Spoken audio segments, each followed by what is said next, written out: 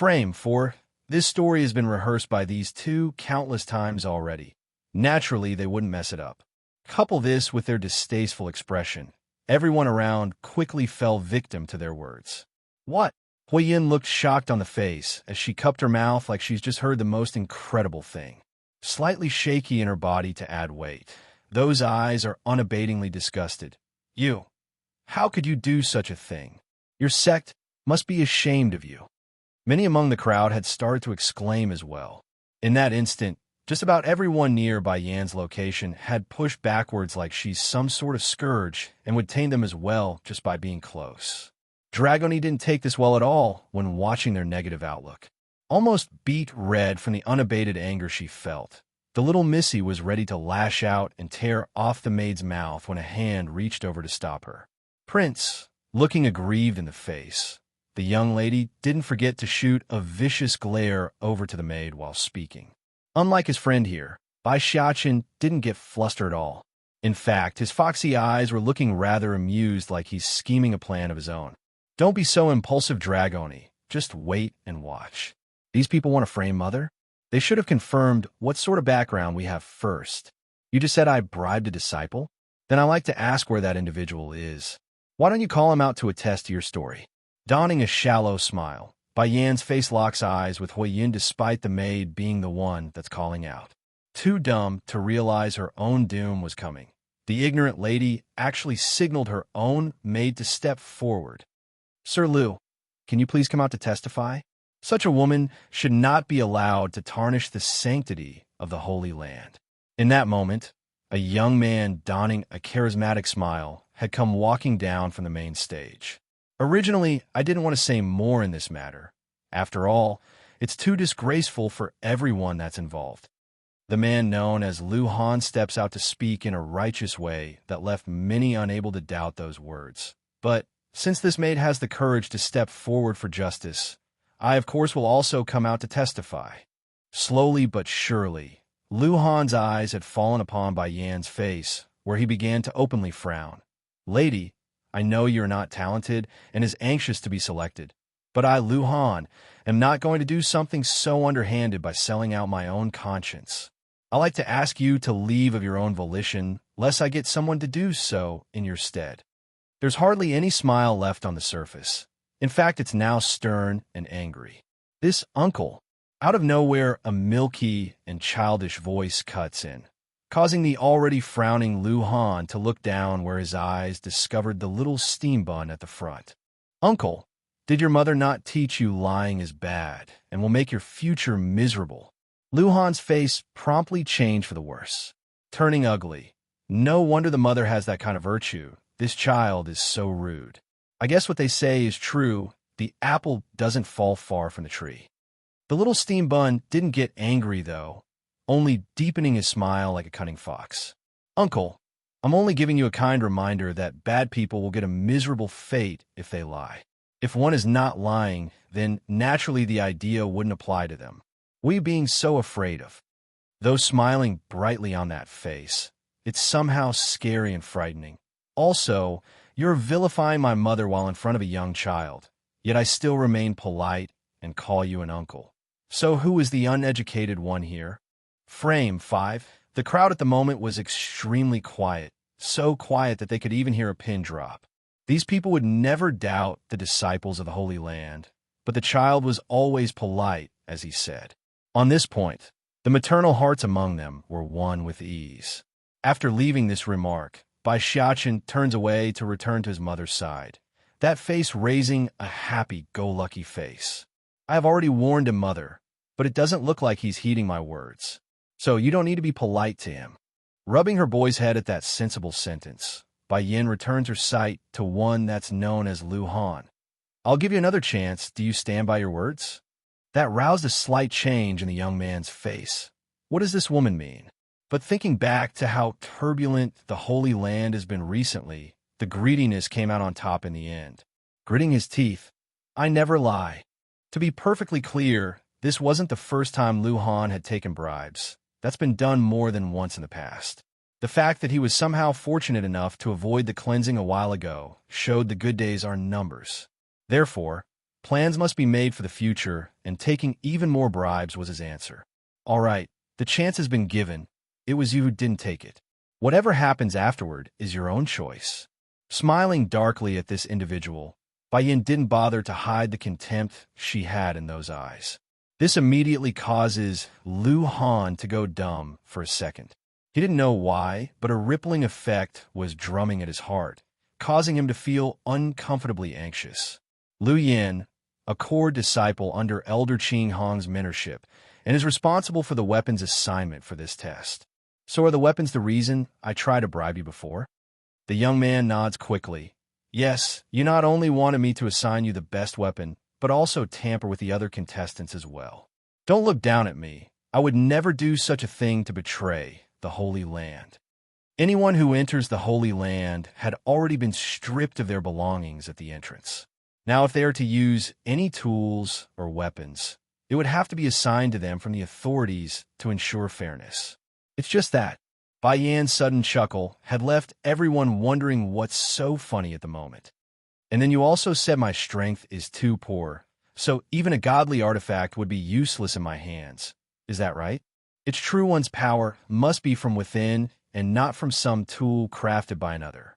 For example, a novice could never wield the true strength of a godly artifact, while a veteran master could easily wipe the floor with an opponent if they so much as have a dagger.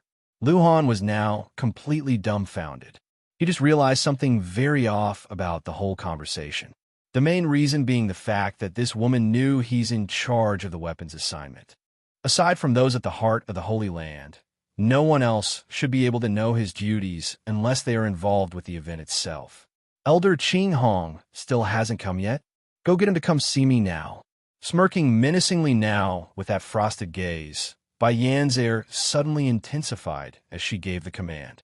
Aside from Chu Yi acting as the aide, Zheng Qi also assigned 2 core disciples to help with the menial tasks.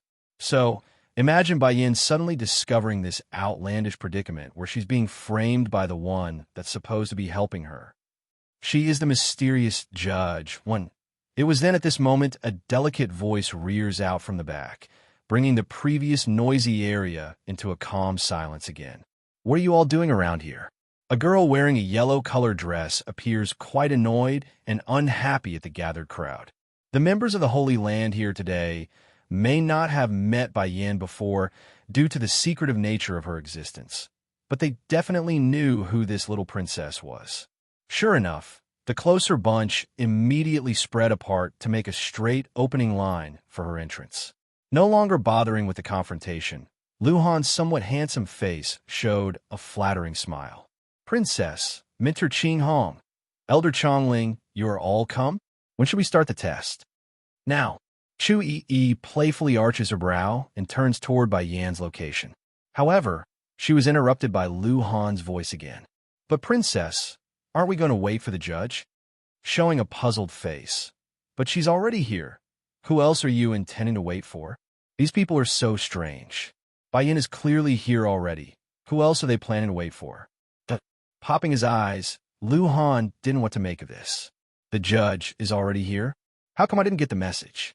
Acting like she didn't see the shocked expression on the man, Chu Yi makes a bright yet embarrassed smile at the mentioned woman. Sorry, Bai Yin. I'm late. Can we start now? Originally, Lu Han was still searching the crowd for the mysterious judge, but upon noticing the girl's directed gaze and Bai Yan's word from before, a terrifying notion then starts to bloom from within. That's right. He's afraid, fearful even. It's so bad that he couldn't even move his leg and could only tremble like a nervous wreck.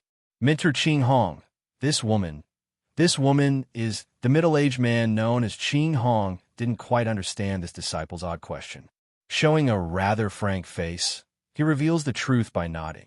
She is the judge. What? You didn't know? Though light and without intention with his voice, the message was equivalent to a hammer smashing down at their hearts. The most affected had to be Hui Yun, who pushed for all this. If not for the maid next to herself, this lady who had a poisonous heart would have already collapsed to the ground. This can't be. This woman isn't here to take the test, but to judge it? No. Gripping her hand until it's an unhealthy white, One would find it difficult to comprehend the sort of emotions this girl must be experiencing. Wait a minute. Bai Yin raises a hand to stop Chu Yi from pulling her up the stage. Instead, she locks eye with the accuser using that dangerous smile. Didn't you say I'm undertalented? This one sentence alone was enough to leave the princess choking in the throat. She was already confused to begin with, but now she's just shocked. Undertalented? If Bai Yin is undertalented, then there won't be any talented out there in this world. Pressing closer with each drawing step, Bai Yan's appearance grew more and more dangerous from the naked eye. You said I tried to bribe you with my body in order to be selected. Did you not? Mouth gaped open. Chu Yi had her eyes popping. I only came a few minutes late. How did something so big happen in that short period? She is the mysterious judge, too. I forced a step back. Lu Han's forehead had now become covered in beads of sweat while his legs trembled profusely. Then, without giving the young man a chance to come up with an excuse, Chu Yi's following words instantly warranted the smell of urine between his crotch. How dare you, Lu Yan? It was not easy to convince Bai Yin to act as the judge for this event. What gave you the audacity to frame her? Besides, even if every single one of you join forces, she will still wipe the floors with you all. Yet you got the nerve to criticize her talent? Who gave you the guts? Bai Yin? As his head slowly creaked towards the woman, then down at the little steam bun, those eyes suddenly widened in unbelievable horror. Back then, Lu Han only connected the dots of Bai Yin being the judge, but now Chu Yi's outcry had caused him to recall many things. The main one being the name, because he's heard some rumors before prior to today's event, like how the owner of the Holy Island was the granddaughter of Lord Bai of the Medicine, and that the person always has a lovely-looking son running around. But never in his wildest dreams did he expect to meet the pair. In fact, he's still having trouble believing his own eyes at the moment. While the young man was trying to squirm himself out of existence, the others present weren't all that much better. The crowd almost didn't want to look over in Bai Yan's direction merely for the fact that they believed those lies. It couldn't be helped. Anyone could see this woman and her son's status wasn't normal. Probably extremely high considering the fact that the Holy Land's princess would act as her aide. Princess, I know my wrong. I really know it. Fiercely banging his own head against the floor as tears flowed out of his eye. It was Lin Yahan. It was he who wanted me to do this. I'm only a helper. The real culprit is him. Lin Yahan, tightening that forehead until it's a knot, Chu Yi caresses her chin. Who is this Lin Yahan? He's also a core disciple of the Holy Land, and he's under the same mentor as me. Oh? Then that's easy. Abolish him along with you before expulsion. We don't need this kind of presence in the Holy Land. Waving her hand to signal the guards, the girl's word was law and directly dictated their future. How did I do? All mischievous in the face, the girl definitely wanted to be praised. You can decide based on your judgment. That won't do. Puckering her lips, Chu Yi refuses to do as she pleases. My pa told me to listen to you. If I start doing as I please, then he will definitely beat me afterwards. The girl's word couldn't be any more obvious. If she is the princess, must obey Bai Yan's, well then, what chance does these disciples have? Simply a word to her old pa would be enough to bring on a punishment far worse than being expelled. Hidden among the crowd was Lin Yahan at this timing.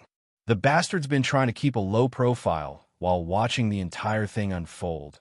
But now that it's taking a turn for the worse, this guy immediately wanted to make a run for it, only to be blocked off at the first step. She is the mysterious judge, 3, looming dangerous above Lin Yahan, who has now been pushed onto the ground before herself. Chu Yi appeared intimidating and dangerous. I thought we had eliminated all of the corrupt variables in my home when Elder Jingqi made a cleansing last time. To think we missed a few still. The Holy Land would never allow unfairness, nor would we allow any form of fraud or bribery. Sister Yi Bai Xiaochen takes a couple of steps forward to speak. This Lin Yahan is that bad Annie's cousin. I believe they're in on this together, and the instructions are from her as well. Despite being so young and tender, the boy's face already showed a dominance akin to his old man. Falling into a panic at being called out, Hui Yun hurriedly turns to her own big cousin for help using those teary eyes. No, This has nothing to do with my younger cousin, Lin Yahan calls out with forced words. Everything was orchestrated by me. She has nothing to do with this and didn't know what I did. Princess, please give me a chance. The greatest punishment, even if he's exposed, would be expulsion at most, but if his cousin there gets involved, then it won't be that simple. For example, the girl's father would never let her off after she returns to the Fiery Flame sect. Plop.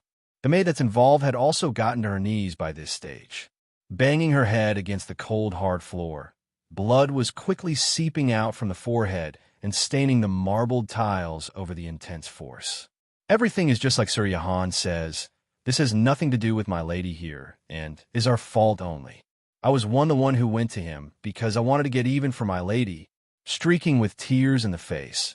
This maid carried a look of self-destruction. If I carry all of the responsibility, then at most it's just my death, but if the lady here also gets harmed, then my brother, at the Fiery Flame sect, will also be killed. Seeing how these two people are willing to take the blame off her shoulder, Huiyun naturally became relieved inside, making a pretentious face of apology. Lady, I know you have a deep misunderstanding of me, and it's true my maid is at fault this time because of my failure in disciplining her. However, I have always lived my life on a morally high standard. I hope you can stop your son from framing me. Her words were earnest and hopeful, like she's truly being wronged. So you want to stay and continue the test? Raising a smirk, Bai Yin remains unfazed at having her son being called a liar. Is that right? Huiyun's not dumb. She's just foolish. Since her big cousin in the Holy Land was now screwed, it's easy to imagine what her results would be later on. But the situation wouldn't permit her to back off. If she does, then too many red flags would be raised. Yes. Nodding like she's agreeing, Bai Yin now focuses her attention to the trinket around the girl's neck. I'm fine with that. However, I need you to take off that pendant around your neck first before continuing. What? Popping her eyes in disbelief, Huiyun's heart was flustered and a mess. How could she know? Miss, this pendant is a memento my mother left me before her death. Drooping her head like she's reminiscing a sad memory, the girl sure knows how to act. She told me never to take it off for her sake, otherwise it will be a disrespect to her soul. Please don't make me do something so unfilial to my deceased mother. She is the mysterious judge, for, under normal circumstances, the disciples of the Holy Land would only secretly take bribes or commit fraud when possible. Never would they openly commit the crimes. What's more, this was happening right before everyone's eye. There's no way this woman would forcibly remove her pendant and tarnish the great name she's part of. Or so that's what Huiyun believed anyways. But who's Chu Yi? She's the widely recognized scourge of this world. What doesn't this troublemaker dare to do? So, when the princess rudely and forcefully tore off the trinket from her neck, Huiyun was honestly dumbfounded. If Bai Yin wants you to take off the pendant, then you will take it off. Why are you spouting so much nonsense for? Almost vicious in her voice, Chu Yi growled like a lion. Towards this behavior, everyone present were truly a loss for words because they're too stunned. They only knew how to show sympathy towards Huiyun because none of them dares to step forward to reprimand that act. It's over, this time I'm done for. This isn't right. I heard the big lady of the Fiery Flame sect is already at the king rank and is the most talented individual among the younger generation aside from those in the 3 power. Why is her strength only at the middle level of the earth rank? Regarding this level of cultivation, an earth rank was neither high nor low. For example, Bai Yan's former fiancée, Nangong, before her arrival into this world, was exactly at that rank. For a second-rate kingdom, that level of talent was already in the grounds of being called a genius among the mundane. However, this was the test for the Holy Land's admission, one of the 3 major powers of this world. There's no way such a pitiful individual would be allowed to come attend. This genius is a fake. Many murmuring voices had started to erupt among the attendees, fully aware of what this notion implies. Bai Yin speaks up again with a derisive smile. As far as I know, those coming to participate in the admission test must be at least in the upper level of the earth rank. She's not even able to meet the minimum threshold. There's no reason for her to be here, is there? Although Zheng Qi, first, sent the invite slips to the major schools and sects, but that doesn't mean there aren't certain requirements for those attending. First and foremost would, of course, be the minimum cultivation at the upper level of the Earth rank. Now, for one that couldn't even reach this basic standard to be standing here, that's a question many would like to get an answer for. Qing Hong, what's going on here? Seeing how Bai Yan's pressing her for an answer, Chu Yi did the next best thing and threw the question over to the two who came with herself. She's very aggressive with that fist forked against the waist, the perfect image of an unreasonable lady who demands answer at every moment. Sweating now as well, Qing Hong responds in earnest despite his nervousness. The one who went to screen the attendees were Elder Lin Yu. Lin Yu? Who the heck is he? Chu Yi asks angrily. Qing Hong promptly got to his knees. He's an elder who's also in charge of mentoring the students. He's in the same division as I am in. Lin Yahan is mostly learning under him when me and some of the other tutors are not around. An uproar erupts from those gathered here almost instantly. Lin Yahan himself was also shivering uncontrollably.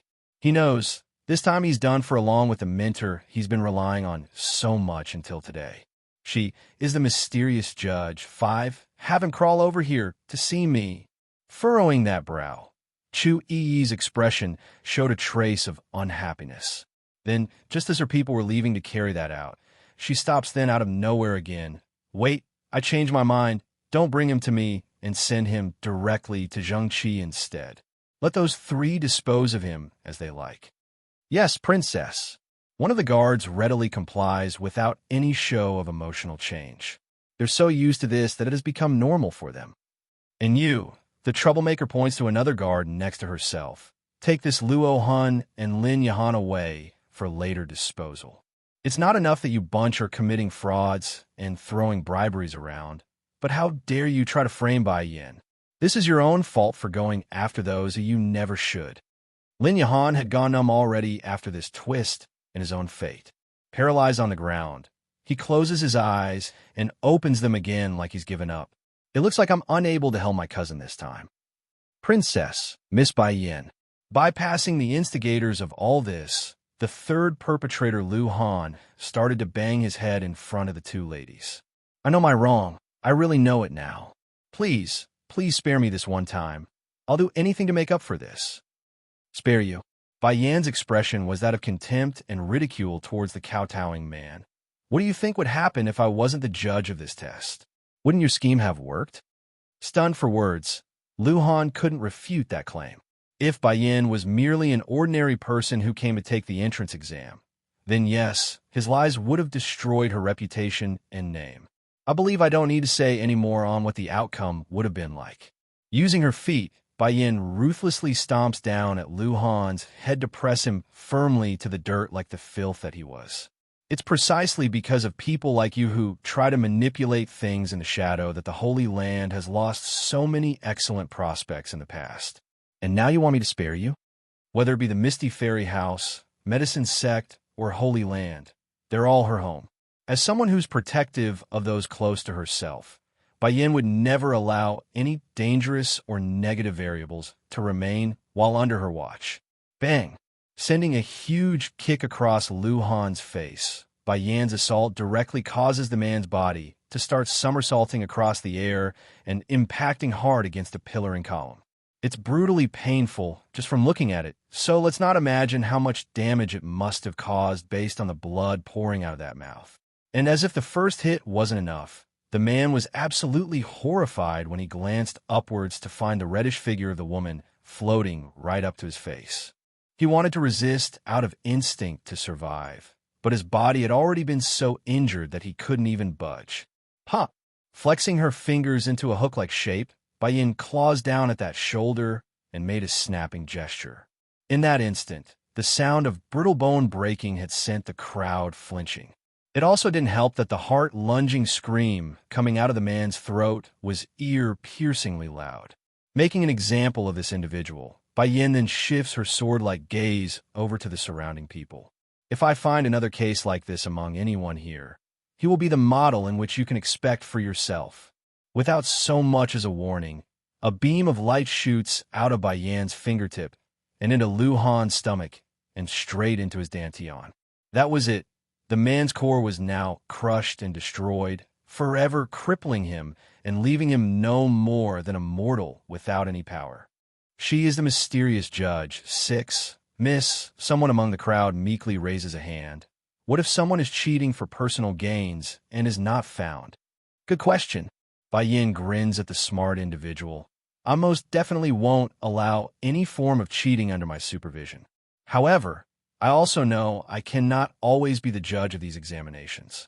In order to curb such things from happening in the future, anyone who discovers any unfair disadvantage is free to report it an elder of the Holy Land. If someone is found guilty of the crime, then the punishment will be the same as this fool right here. Of course, the complaint would have to be investigated first. If found true and the person did receive a bribe, or something just as bad, the end result wouldn't be as simple as being expelled from the Holy Land anymore. The more severe cases might even be punishment by death.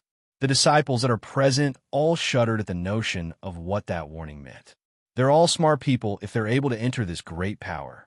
So, the first thought running through their heads were to either clean up their act and cancel any plans they had prior, or to simply continue their clean hands as always for those on the righteous end. Ching Hong, Bai Yin shoots a sharp stare over to this middle-aged man who's partly responsible for the corruption. You better look after your subordinates and student from now on. Though you aren't personally involved in this case, but Lu Han and Lin Yahan are still under your watch. If there's a next time, the consequences will apply to you as well. There's a dark undertone to that voice, leaving everyone slightly rattled and nervous. As the old saying goes, when one wants to remove a weed, you don't just rip off the grass on the surface, you take out the roots. Yes, he cups his hand in compliance. Though Ching Hong himself may have kept a calm expression on the outside, but his back had already been drenched in sweat. I will not let this sort of thing happen again. My name will be on this, I promise. Good.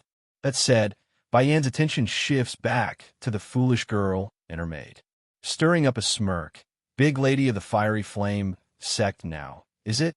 Nearly collapsing to the ground as her muscles went numb, Hui Yun had to cling as hard as she could to the maid in order to support herself. I don't want to see the people of the fiery flame sect from now on. Starting this point forward, any event organized by the Holy Land is off limits to the members of that sect.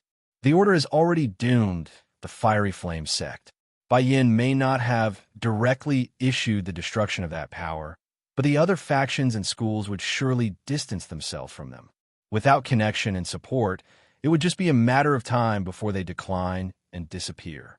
Understanding the consequences of her own actios, Hui Yun's heart grew exceptional anxious and fearful. Tearing up in the eyes, "Miss, please. Although I used some underhanded means to come to the Holy Land, I did not do anything else worthy for such harsh punishment of my school. Please have mercy and forgive us. If Father finds out the things I did here, then he will never let me off once I go back. Misery will be the least of my worry. So you're still insisting the matter of framing me is not related to you?" Bai Yin could see the sympathetic faces that's still siding with this lying bitch. "Let me guess, the maid still has family living at the Fiery Flame sect, correct? Unfortunately for you, though, finding out where her family is would be no more than a whim of mine. Whether or not they sink along with the Fiery Flame sect or leave to live a new life is their choice. But don't think for a second I will be fooled by your words or lies. Please take my uncle, one." The maid dashes over, her face full of urgency. "Please save my brother. I'll tell you everything if you save my brother. Miss is the one who told me to frame you. It was her. She used my brother to threaten me, saying I must do as she says if I want my brother to be safe. That's the main reason why I took responsibility. I needed to keep my brother out from harm." "You shut up." Lashing out from shameful anger, Luo Yun quickly came up to her maid and slapped the girl across the face. "If you say another word, then I'll make you regret it." The maid may have blabbed the truth out in a momentary rush, but the fact that she's still dreadfully afraid of Hua Yun remains true. However, the urge to save her one and only brother continues to burn strong, so she didn't relent, becoming firm in the voice now instead of urgent panic. "I did not lie. Miss have always been the type to act strong since she was young. Because of that, the talented disciples back at the Fiery Flame sect have all been executed by her long ago. So the reason she was picked to come was because we had no one else for the test. The disciples of the various forces were completely dumbfounded with shock due to the maid's outburst.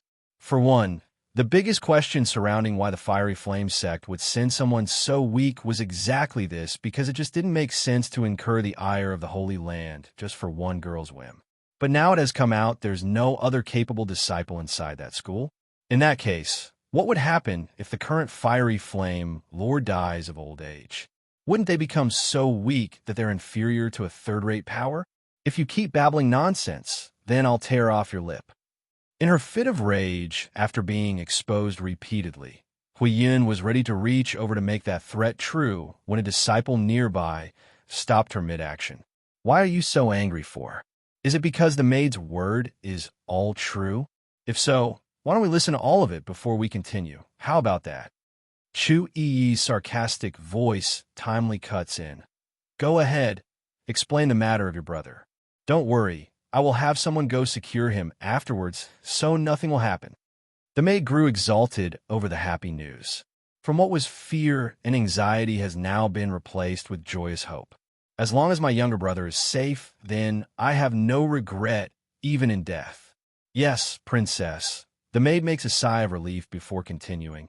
Her ladyship wanted to frame Miss by Yin there only because of a simple reason that she blocked our path at the entrance, plus the part with the child's insult. Her ladyship felt humiliated, hence the reason why she had Lin Yahan frame Miss by Yin over there. Leaving a moment of pause, the maid somehow seemed more vicious when she bit those lips of hers. These kinds of schemes aren't her first. It has been done many times during her childhood. She's the daughter of the Fiery Flame Lord, so no one can punish her even if caught. And she used to have a younger brother. But because of the exceptional talent the young master portrayed as a child, the lady here got jealous and murdered him. Please take my uncle to boom. The maid's truthful words were akin to a lightning strike from above, leaving all of these unsuspecting people unable to speak due to the grim nature of the story.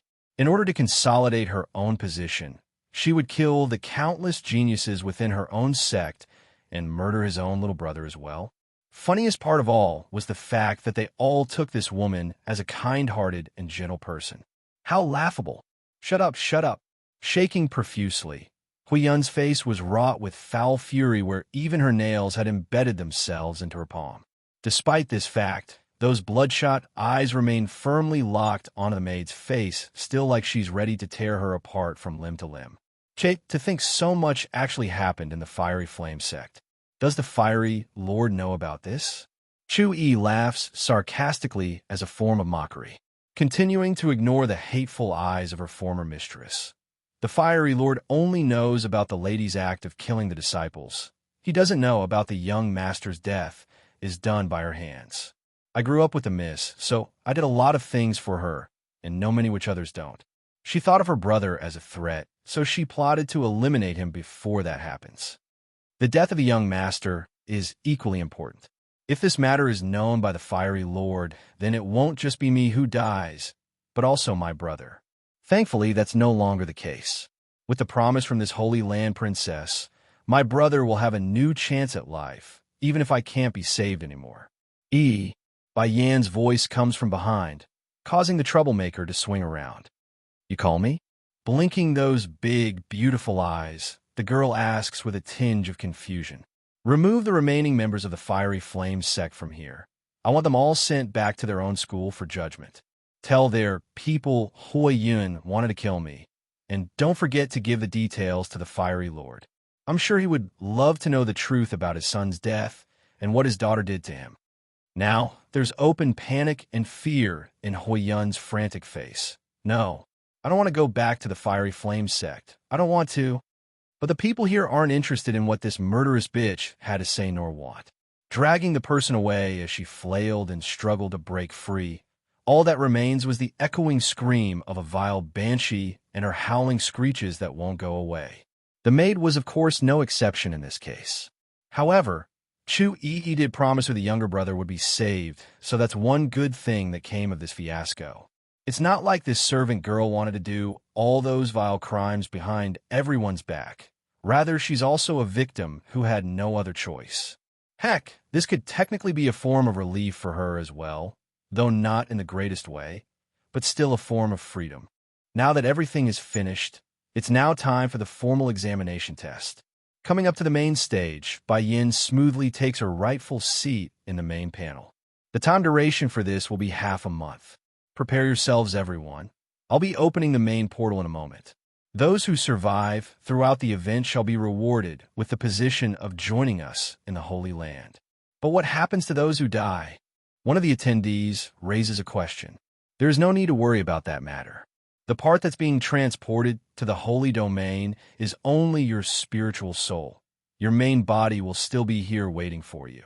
Though the death won't cause any permanent harm, do know that upon your return, the likely result is a month on the bed if you fail. Please take my uncle. 3. Getting up from her seat, Bai Yan's existence was absolutely stunning under the sun's glistening ray. The weapons have already been prepared for you all. Once you are equipped, head over to the prearranged site. Yes, ma'am. Power in their voices. The crowds of people were filled with anticipation in their eyes. Finished with the presentation, Bai Yan was the first to walk off, followed closely by the princess second.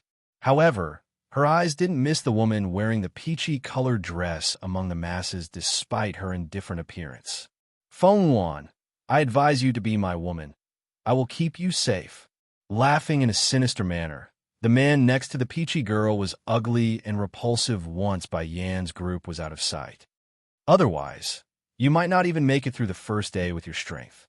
Against this picture, Feng Wan only felt disgust and nothing more because she left the Fengqi kingdom in order to get some peace, not to be annoyed by some spoiled prick. Think of the reasoning. Her beautiful contour promptly got cold. Flinging around, she makes a turn to leave without looking back. It's already to this point. What's the use in being so proud? Nothing but a queen of some small little kingdom. How dare you not give me face? A beam of evil fires out of the disgusting pig's eye. Just you wait. I will make you surrender under my crotch willingly. Bai Yin, that woman just now? You know each other? The princess nosily gets up to ask her friend after noticing how the extra attention. Others may not be aware of this, but Bai Yin would never bother to give anyone unrelated an extra glance if they are unimportant. That's how Chu Yi knew the other person must mean something. Sure enough, there's a slight reactionary smile from the woman. No, we don't. Then why are you? I may not know her, but that doesn't mean others don't. Swinging around. Do you still remember my big cousin Lan Shaoling? Blinking her pretty eyes in a clueless fashion. You mean this woman and Shaoling, they're related? Yes, that's right. Bai Yin narrows in her eyes, as if recalling something. She's the queen of the Fengqi kingdom, and is good friends with my cousin Shaoling. I heard he recently rejected her after she confessed. To think she would appear here, of all places, after leaving her home. Popping her eyes in shock, Chu Yi found this news absolutely scandalous. But why? How can Shaoling reject such a beautiful woman like her? I don't think it's like that. Perhaps it's because too many things were happening with the Lan family back then. That's why my cousin didn't accept her. He thought he doesn't deserve someone like that. But after the events at the medicine sect and how I told him to take care of the Lan family, Big Cousin immediately went back to find her. It's just that by then the girl was already gone and nowhere to be found. Tilting her head curiously. How come you know so much details? Grinning at the troublesome lass's question, Bai Yin frankly answers. Did you forget what my flower brothel does? If it's anything related to the 4 kingdoms, then you can be sure I will get wind of it. She then went ahead to pinch the lass's nose like the very notion of a woman's gossipy nature didn't occur within herself. Then, should we tell Shaoling's feeling to Feng Wan? Please take my uncle, for no need. I won't intervene in other people's feelings. Not to mention this needs to solve by their own hands. But, Bai Yan's lip curls into a thoughtful smile. You can go inform Shaoling. Tell him she's here in the Holy Land. Okay. Chu Yi's eyes lit up. When she spent a period of time in the kingdom of Lu Hua, the image she got of the Lan family was very good because none of them abandoned Bai Yin and her son. Perhaps it's as the old saying goes, good people will have good fortune. Oh, right. A young and handsome face appears in the princess's mind. Just then, Bai Yin, do you still not a word on Bai Zhao's whereabout yet? I haven't seen him for a long time. Bai Xiao. Her heart shook at the name. Clenching that hand until it's slightly trembling, Bai Yin shakes her head at the end despite the infinite worry she has for her own brother. I have sent the flower brothel and demon beast sect out to look for him after he left without a word.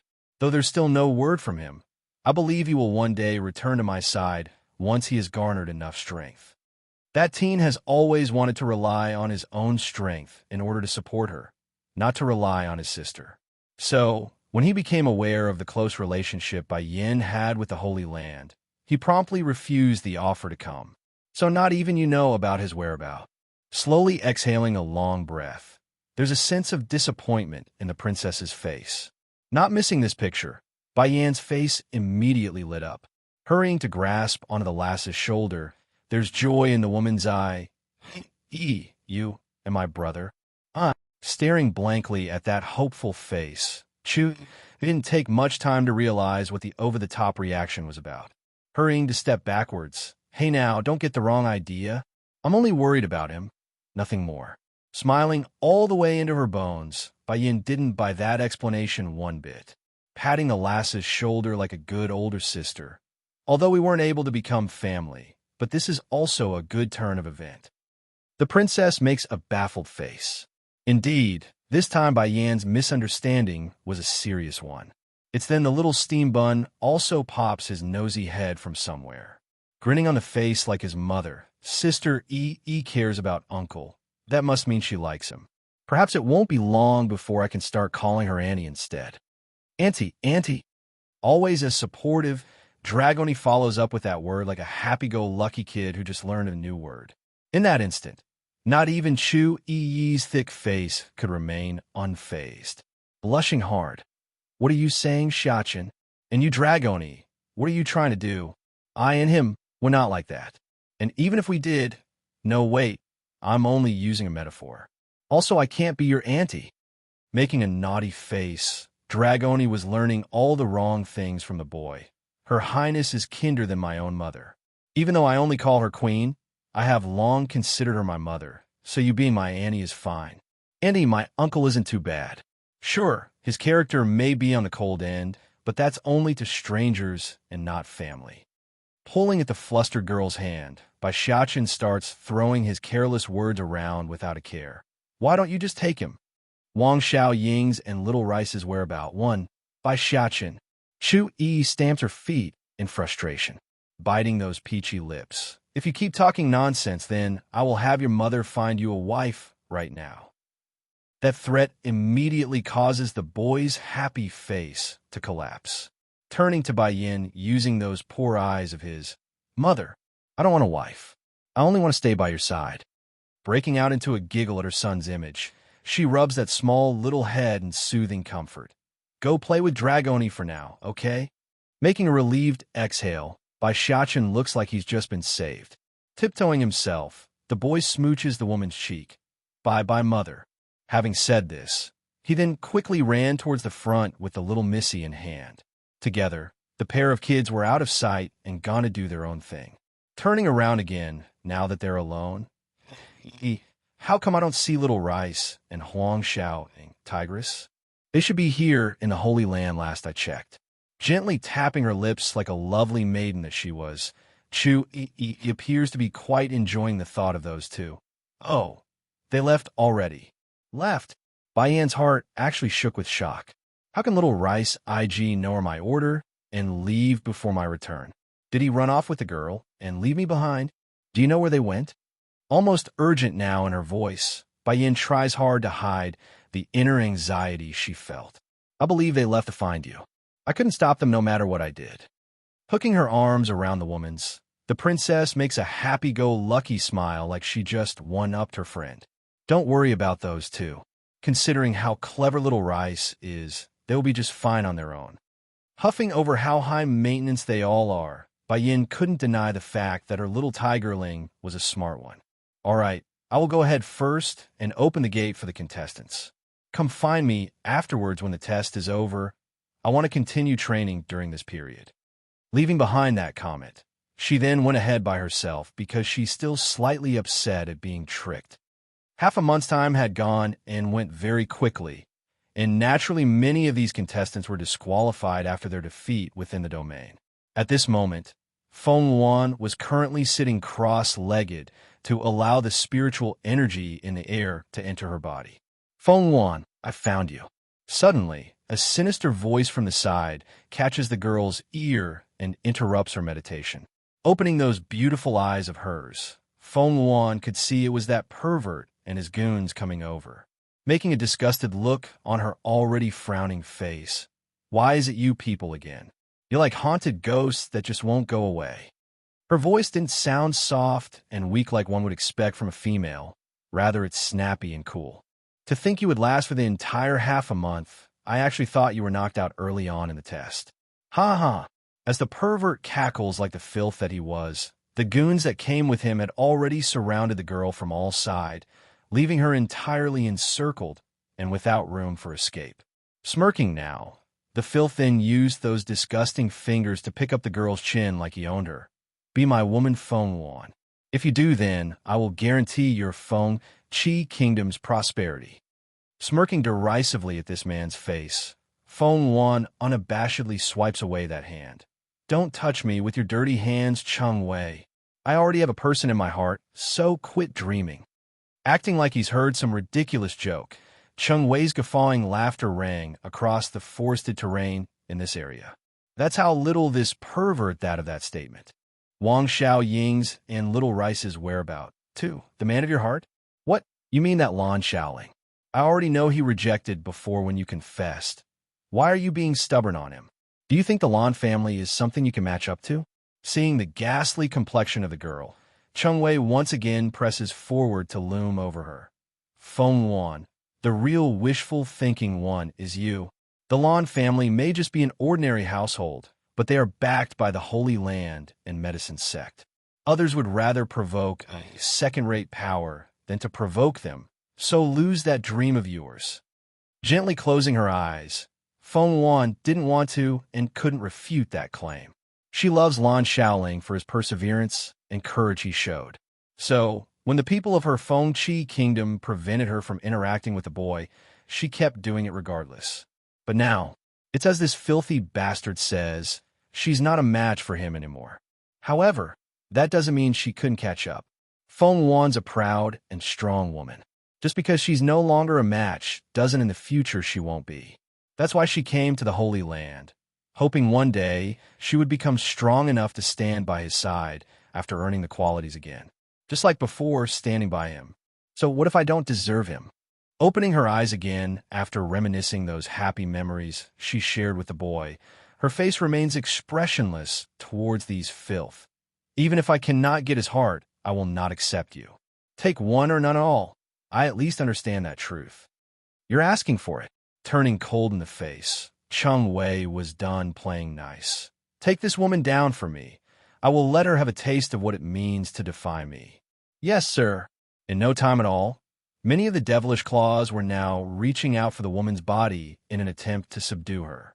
Towards those filthy hands that's trying to indiscriminately touch her body, Feng Wan's expression grew hard and dangerous. Scram! Boom! Fluttering up in the dress over the sudden burst of power, those goons that are in cahoots with Cheng Wei were instantly sent stumbling backwards. Step down. I'll handle her myself. Making an audible clack by closing that folding fan of his, those hands immediately thrust forward like an eagle's claw, fully taking aim for the woman's neck in order to catch her. Facing that intense attack, Feng Wan didn't panic or back off. Instead, she musters up her own energy into the fist and met the assault head-on. Cheng Wei was absolutely shocked when they made contact. Not only did he fail to overpower the other side, he in fact felt his throat getting wet from the blood trying to come up. In the end, there's a trickle of the reddish fluid leaking out of the corner of those lips. You, frowning. How can you improve this quickly? This battle wasn't the first he had with this woman, but before they only had a draw. And now she's clearly above himself. I'm not like you all. I've kept pushing myself during the entire time I've been in here, while you bunch only thought about preserving your own strength. One's the queen of a mortal kingdom, the other the young lord of second-rate factionary power. It's obvious the latter had the better resources. But through perseverance and strong will, Feng Yuan has now surpassed these bastards using not only her talent, but effort. Most likely insulted by that remark, Cheng Wei's gaze grew threatening. All of you attack with me. She's only one person. I refuse to believe she can take all of us on at the same time. Wang Xiaoying's and Little Rice's whereabout 3. Obeying his order, the group of thugs behind himself rears forward again to attack. Though vigilant and ready to fight, Feng Yuan couldn't help but tense up at this setup. But then right when she's about to deflect the first blow, a blinding white light beams downward from the sky and covers them all. It looks like the time has come. We're leaving this place. Everyone immediately had this thought in mind. Though this half a month has been treacherous and full of danger from the various things lurking from within, it has also brought on many good harvests for those who didn't cower away somewhere. Of course, there are also scums like Cheng Wei who managed to make it to the end by keeping themselves away from danger, but that's few and in between. I have already given you one last chance, Feng Yuan. Now don't complain, since it's you who didn't cherish the opportunity. Right before he was transmitted away, Cheng Wei suddenly brought out a dagger from his waist and harshly sliced down at his own wrist. Even if death within the testing ground won't be real, nevertheless, the injuries sustained here would still transfer out to the real body. Therefore, just about every contestant that's remaining were stained with the smell of blood. It's also the direct proof of the cruelty and difficulty of this trial. All stand for the princess and judge. This was the first announcement these men and women heard after they opened their eyes again. Taking her seat with that gorgeous red dress, Baiyin didn't waste any time to begin her speech. The test is now over, and all who manages to pass the trial is now qualified to enter the Holy Land as a disciple. Wait! Suddenly, a young man stands out among the crowd. Covering his injured wrist, that expression appeared very painful. Miss, I have something to say. Though that expression remains emotionless, Baiyan's forehead had already wrinkled into a knot. What's the matter? Miss, I remember the rules is that the contestants aren't allowed to kill one another while inside the testing grounds. Also, we're not allowed to battle one another unless it's our designated opponent, correct? Slightly amused by the question, Baiyin didn't refute that, only leaning her head to one side against the palm of her hand. This should have been a lazy image, but somehow her face only got more seductive under the glistening sunlight, like a beauty giving the luring eye. You're right. That's the rules we set ahead of time. Then I'm accusing this woman called Feng Yuan. Cheng Wei snarls with enraged anger as he points accusingly to the girl. The only issue was whether or not it's genuine or just an act. This woman and I have crossed paths before and are on bad terms. She took advantage of this trial and attacked me while inside the testing grounds. I request that she be disqualified. After saying this, he then turns back to face Baiyin. I hope the authorities can handle this fairly. Placing her hand down, Baiyin straightens up herself to focus in on the said girl. Is what he said true? Emotionless and expressionless, Feng Yuan answers right away. I believe the Holy Land will find out the truth. Wang Xiaoying's and Little Rice's whereabout for, in other words, she believes the Holy Land wouldn't judge a person based purely on someone else's claim alone. Smiling at the meaning behind that, Baiyan's beauty at this moment could blind everyone's sight if she tried. If not for the fact that her identity was beyond their reach, many of the males would have loved to pursue such a woman. My words are the truth. Cheng Wei snickers sinisterly and leaked his true nature. Besides, it wasn't just me who saw what she did. There's others around as well when that happened. Am I right, everyone? Those who followed Cheng Wei didn't expect to be dragged into this situation, but now that they're being put up to it, they couldn't exactly deny it either, nodding with one another to push themselves forward. Yes, this evil woman is the worst. She is afraid of Sir Cheng Wei's strength and the likelihood of him taking away her resources due to his exceptional talent. That's why he attacked him. One comment here, another accusation there. All of the lies are pointing towards Feng Yuan being the perpetrator. Even so, The proud girl never defended herself even once, only showing a calm face like there's no waves at all in the heart. Cheng Wei himself didn't care about anything else. He only wants to know what Bai Yin was going to do next because he couldn't read her at all. Nevertheless, the insult and shame he felt from the rejection pushed him to a level of beyond help. Miss, do you know she is the former queen of the Fengqi kingdom? And she also pursued Lan Shaoling for a time, only to be rejected by him at the end. Likely wanting to gloat before the very person he's trying to ruin with that sly comment. Cheng Wei promptly turned to face the person herself. Sure enough, he could finally see panic on that indifferent face. This sort of unrecognizing woman doesn't deserve to stay in the Holy Land. She kept pestering your cousin before, so you mustn't allow such a thing to continue. Feng Wan was definitely affected by the tarnishing comments. Almost shaking there. Her beautiful face was very ugly, like she's about to scream. The main reason being Bai Yin was her crush's family member, yet she's now being exposed before the public and in such negative light. How could she remain calm? And what would this possible cousin-in-law think of herself? Bai Yin finally speaks up, causing the entire venue to quiet down instantly. How come I didn't know our holy land has fallen into such a state where some outsider can dictate our actions? That second, even a drop of a needle could be heard. That's how deathly silent it has become over her question.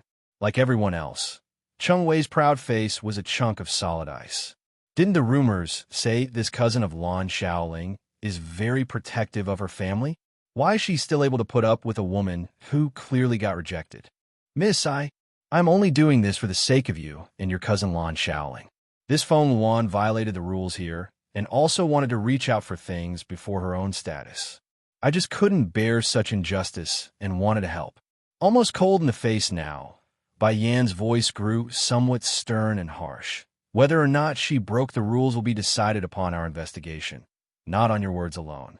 If you think I will judge her purely because of your whimsical wishes, then think again. What's more, what I should do is not for you to decide or suggest. Opening of the domain, Bristleback Dragon. 1. Cheng Wei's face turned whiter by a whole shade. He did not expect Bai Yin to cover for Feng Wan after he threw the trump card he had in stock. Miss, you said not long ago that there will be no form of corruption or fraud in the Holy Land. Why are you sheltering this woman now?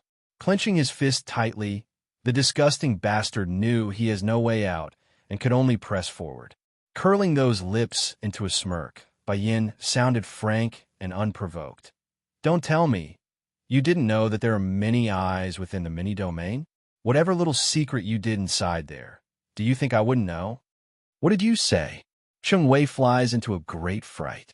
So she means all of our actions were known all along? How did this happen? For a time, this disgusting bastard could barely keep his legs from going numb. In order to stop himself from collapsing before the crowd, he reached over to firmly grabbed onto one of his goon's shoulder to keep himself upright. I'll only give you one more chance. Are you going to confess or... Plop! Cheng Wei finally lost his nerve and got onto the floor with those knees. There's sweat and there's panic all over his face. It's over. This time I am completely finished. Just like this coward, the goons that came with Cheng Wei were also kneeling there in a disorderly row. Miss, this matter isn't our fault. It's Sir Cheng Wei who ordered us to do so. Please let us go. We will never break the rules again in the future. The banging from their heads were now so great that it's almost creating a tremor around the venue. Even so, their only wish right was for a hint of mercy, so they wouldn't be killed for the crime they committed. Towards how easy his so-called supporters turned on himself, Cheng Wei only felt despair and betrayed. Showing a dead face, the only thing lingering in that head was the underlying question of his own impending punishment. Bai Yin, how come I didn't know there are eyes hidden within the mini-domain?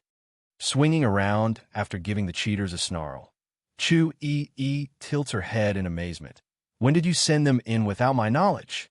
Shrugging with a sly face, I'm just kidding. Who could have thought they would break that quickly?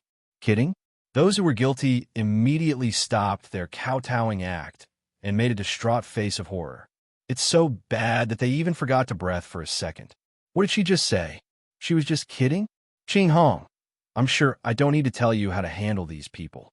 Giving a lazy stretch, Bayin slowly came down from the main stage and turns to the princess. Let's go, E. Both girls left without a second glance to those gobsmacked individuals whom they left behind themselves. The reason being there's someone already looming over their heads, ready to dish out the punishment. Sir, Qing Hong. Cheng Wei gulps hard.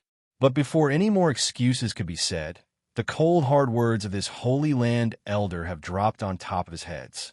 Opening of the domain, bristleback dragon. 2. You bunch got some nerve, eh?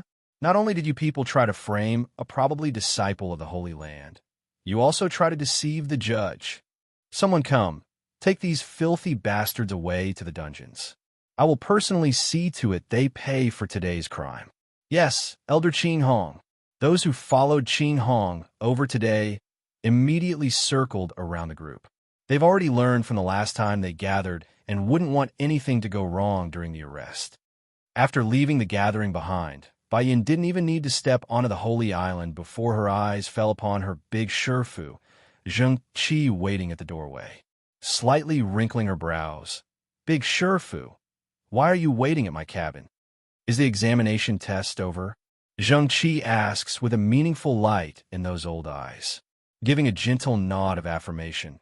Yes, Shifu, I've just finished over there. That's great. The senior issues a long sigh. The Lord tasked me to come tell you that the portal to the main domain is now open and ready for use. But before you head out, I must remind you the real holy domain is vastly more dangerous than the mini one you experienced before. Do be careful.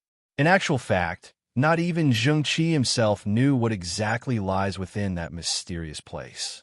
The only thing he does know, though, was how everyone who enters it would die each and every single time. 10 out of 10. All of them never returned aside from being a corpse. I see. Bayan's face lit up, her hand patting the concerned old senior in assurance.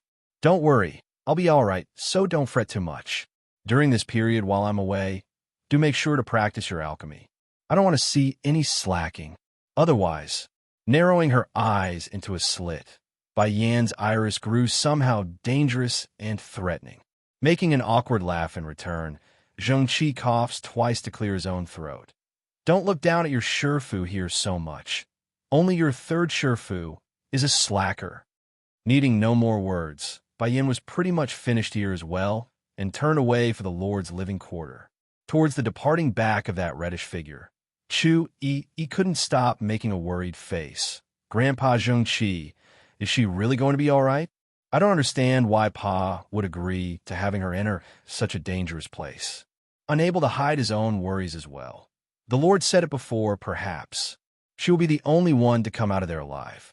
We must believe in Yin Yin, because her existence is a miracle in itself. Ever since the three of the brothers picked up this last from the outside, he already knew the girl wouldn't be average. A souring dragon. That's his opinion of Bayan's future. Biting her lower lip. If Bayan really don't come back, then I will cut off my connection with Pa. Me and brother will leave this place and never return. That'll show him for letting Bayan know about the main holy domain and letting her go in. Zheng Qi makes a long, heavy sigh at the princess's willful remark, although his words showed trust and confidence. But that old heart of his also didn't want the only disciple he had to leave for such a dangerous place either. This is Yin Yan's own choice. We cannot get in the way of this child's decision. Making a bittersweet face. Come, princess, it shouldn't be that long before she comes back out anyways, so let's go over to the Lord's place and wait. Unlike the real world, the time frame inside the holy domain moves at an expedited pace. 1 month out here would equal to 1 year inside. Opening of the domain, bristleback dragon 3, Chu Yi nods in good behavior. Then I'll go find Xiachen instead. I need to take care of him while Bayan is gone during this period. Zheng Qi nearly turned green upon hearing what this troublemaker intends to do. Hurrying to grab onto that shoulder before she runs off. This, you don't need to worry about. Qiu Shu Rong 3rd and Ren Yi 2nd will take care of him. Giving the boy to this one who torched the treasury vault? If they did that, then the entire Holy Land would be destroyed in no time. Thankfully, this princess didn't have much of a brain when it comes to these matters. After getting pulled by the pushy senior a few times, she ended up going with him anyways. Over in the peach blossom forest, Lord Chu Ran and the other elders were busy discussing something when they saw the reddishly fine figure walking over to their spot. "You here, Bai Yin?" Stopping before this middle-aged man who nearly became her father-in-law. "Yes, Lord. I came after getting the message from my Shifu. You say the portal to the Holy Domain is open?" "You've heard right." Chu Ran answers right away. Despite the tight, furrowing forehead, he showed it what's further ahead. "This is my last reminder to you, Bai Yin. Unlike the mini-domain, where one can be transferred back after they die in there, this one won't give you a second chance. Are you certain you want to go inside? Riches comes with danger. I'm never one to cower before the risk." She stays firm in her decision. "So what if it's dangerous? I have never been one to back down when the challenge comes knocking." "Haha." Lord Chu Ran laughs wildly, patting the girl's shoulder. His face shows a strong level of admiration, as expected of the one whom I believed in all those years ago. "You will be the one to come out of there. I believe you will." Bai Yin also smiled at this trust. "Lord, I want to ask you a favor before I head inside. During this time while I'm not around, please look after my son." I don't dash, cutting her before she could finish. "Don't worry. I've always regarded Xiaqin as my grandson, so no one will make trouble for him here in the Holy Land." Patting his chest in reassurance, he made promises without a second thought to the idea. In light of the agreement, Bai Yin only showed a perplexed face. What she really meant was to keep her son out of trouble and not to let him start a fire again, not to be protected. Besides, she would be happy if he could not go provoking others while she's not looking. That's all she wants.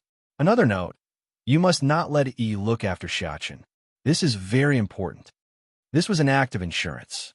If those two get together, then the Holy Land would become a pile of rubbles by the time she comes out. I understand.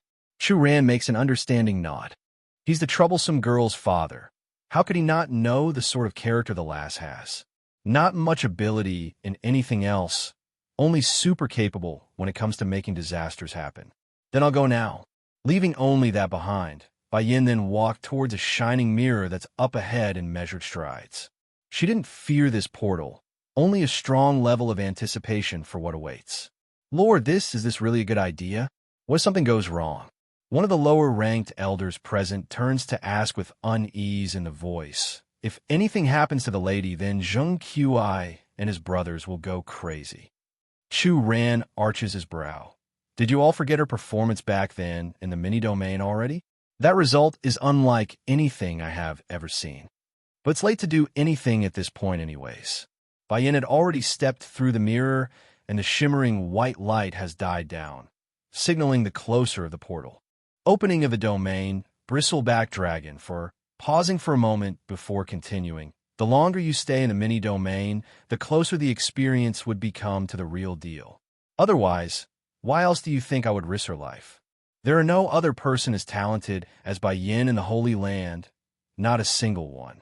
Besides, her relatives are the lords and master of the other two major powers. No matter how strong this place was, it wouldn't be able to fend off both the medicine sect and Misty Fairy House at once. And let's not forget, Zheng Qi and his two brothers would surely defect if that happens. Let's go. We're drinking today. No one is going home until they're drunk. Laughing hard through his belly, Lord Chu Ran strode in quick stride to the outside of the peach blossom forest. It couldn't be helped. Since that day where he nearly got caught with his own daughter drinking, Chu Ran had refrained himself from touching any more alcohol out of fear of Bai Yin seeing his dirty nature. Now for this rare chance to arrive. How could he not be a happy lord? Meanwhile, the elders in the background were all exchanging various looks of disbelief with one another. To think the reason why the Lord would have us accelerate the portal's opening by half a month is because he wants to drink while she's gone. I really don't understand why he's so afraid of a lassie. Take a simple answer like that, and you still don't know? Look at Zheng Qi and those other two. See how indulgent they are of her? Sure, Bai Yin is a disciple of the Holy Land, but who can say there will be another genius as talented as her? If the Lord is to keep the girl forever tied to us, something like face or shame means nothing. I bet you all don't know this, but the Lord wanted to take the Missy in as his daughter-in-law. It's a shame that Bai Yin chose someone else in the end. Even so, he still wants her as a goddaughter. The elder who knew the inside story couldn't help but open his mouth at this point. Truth was, if Bai Yan's identity wasn't so high and beyond his reach, this senior too would want to take in a goddaughter like that. A few more words later, the elders gathered here today also left soon afterwards for the Lord's residence. In a blink of an eye, the entire peach blossom forest was now back to its peaceful state, and only the falling petals remain. At this moment, Bai Yin was now standing on a weedy patch of grass. With pure blue sky, this should have been a decent picture if it wasn't marred by the countless creatures salivating before her very eyes. This is the holy domain? Sweeping her sight in a circle, Bai Yan's eye suddenly fell upon a huge, monstrous beast. Dilating her eyes in great shock. Bristleback dragon? That's a bristleback dragon. Bristleback dragon, a monster from ancient times. According to the records left behind by the people of old, this race of dragons was highly recognized for its long spikes running along the back, as well as the hardness in its scales. A true immortal monster of the ancient era. Shame, though, every being in existence has a weakness in some way. The bristleback dragons are no different due to its poor breeding ability. As a result of this characteristic, this breed was long thought to be extinct after an unprecedented infighting among demon beasts many eons ago. Opening of the domain, Bristleback Dragon 5.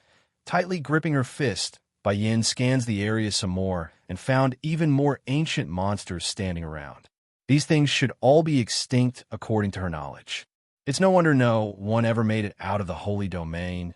This must be an ancient battlefield. If any ordinary person steps in here, then they would die 10 out of 10 times. Grawr, perhaps able to sense the uninvited guest coming into their home. The creatures all growled menacingly and rushed the intruder. Shit! Swinging her head around, she could already see the sharp spikes of the bristleback dragon sweeping over in an attempt to slash her apart. Under this moment of distress, Bai Yin could not care about so much anymore. Drawing her sword in haste, she uses it to block the offending attack, only to discover the thorny spikes from the dragon's claw piercing right through the shiny steel that made up her sword. Now not only was her weapon severely damaged, her chest was now also pierced to some degree by the claw. However, risk also comes with opportunities. During this brief exchange, she's discovered something off about this place.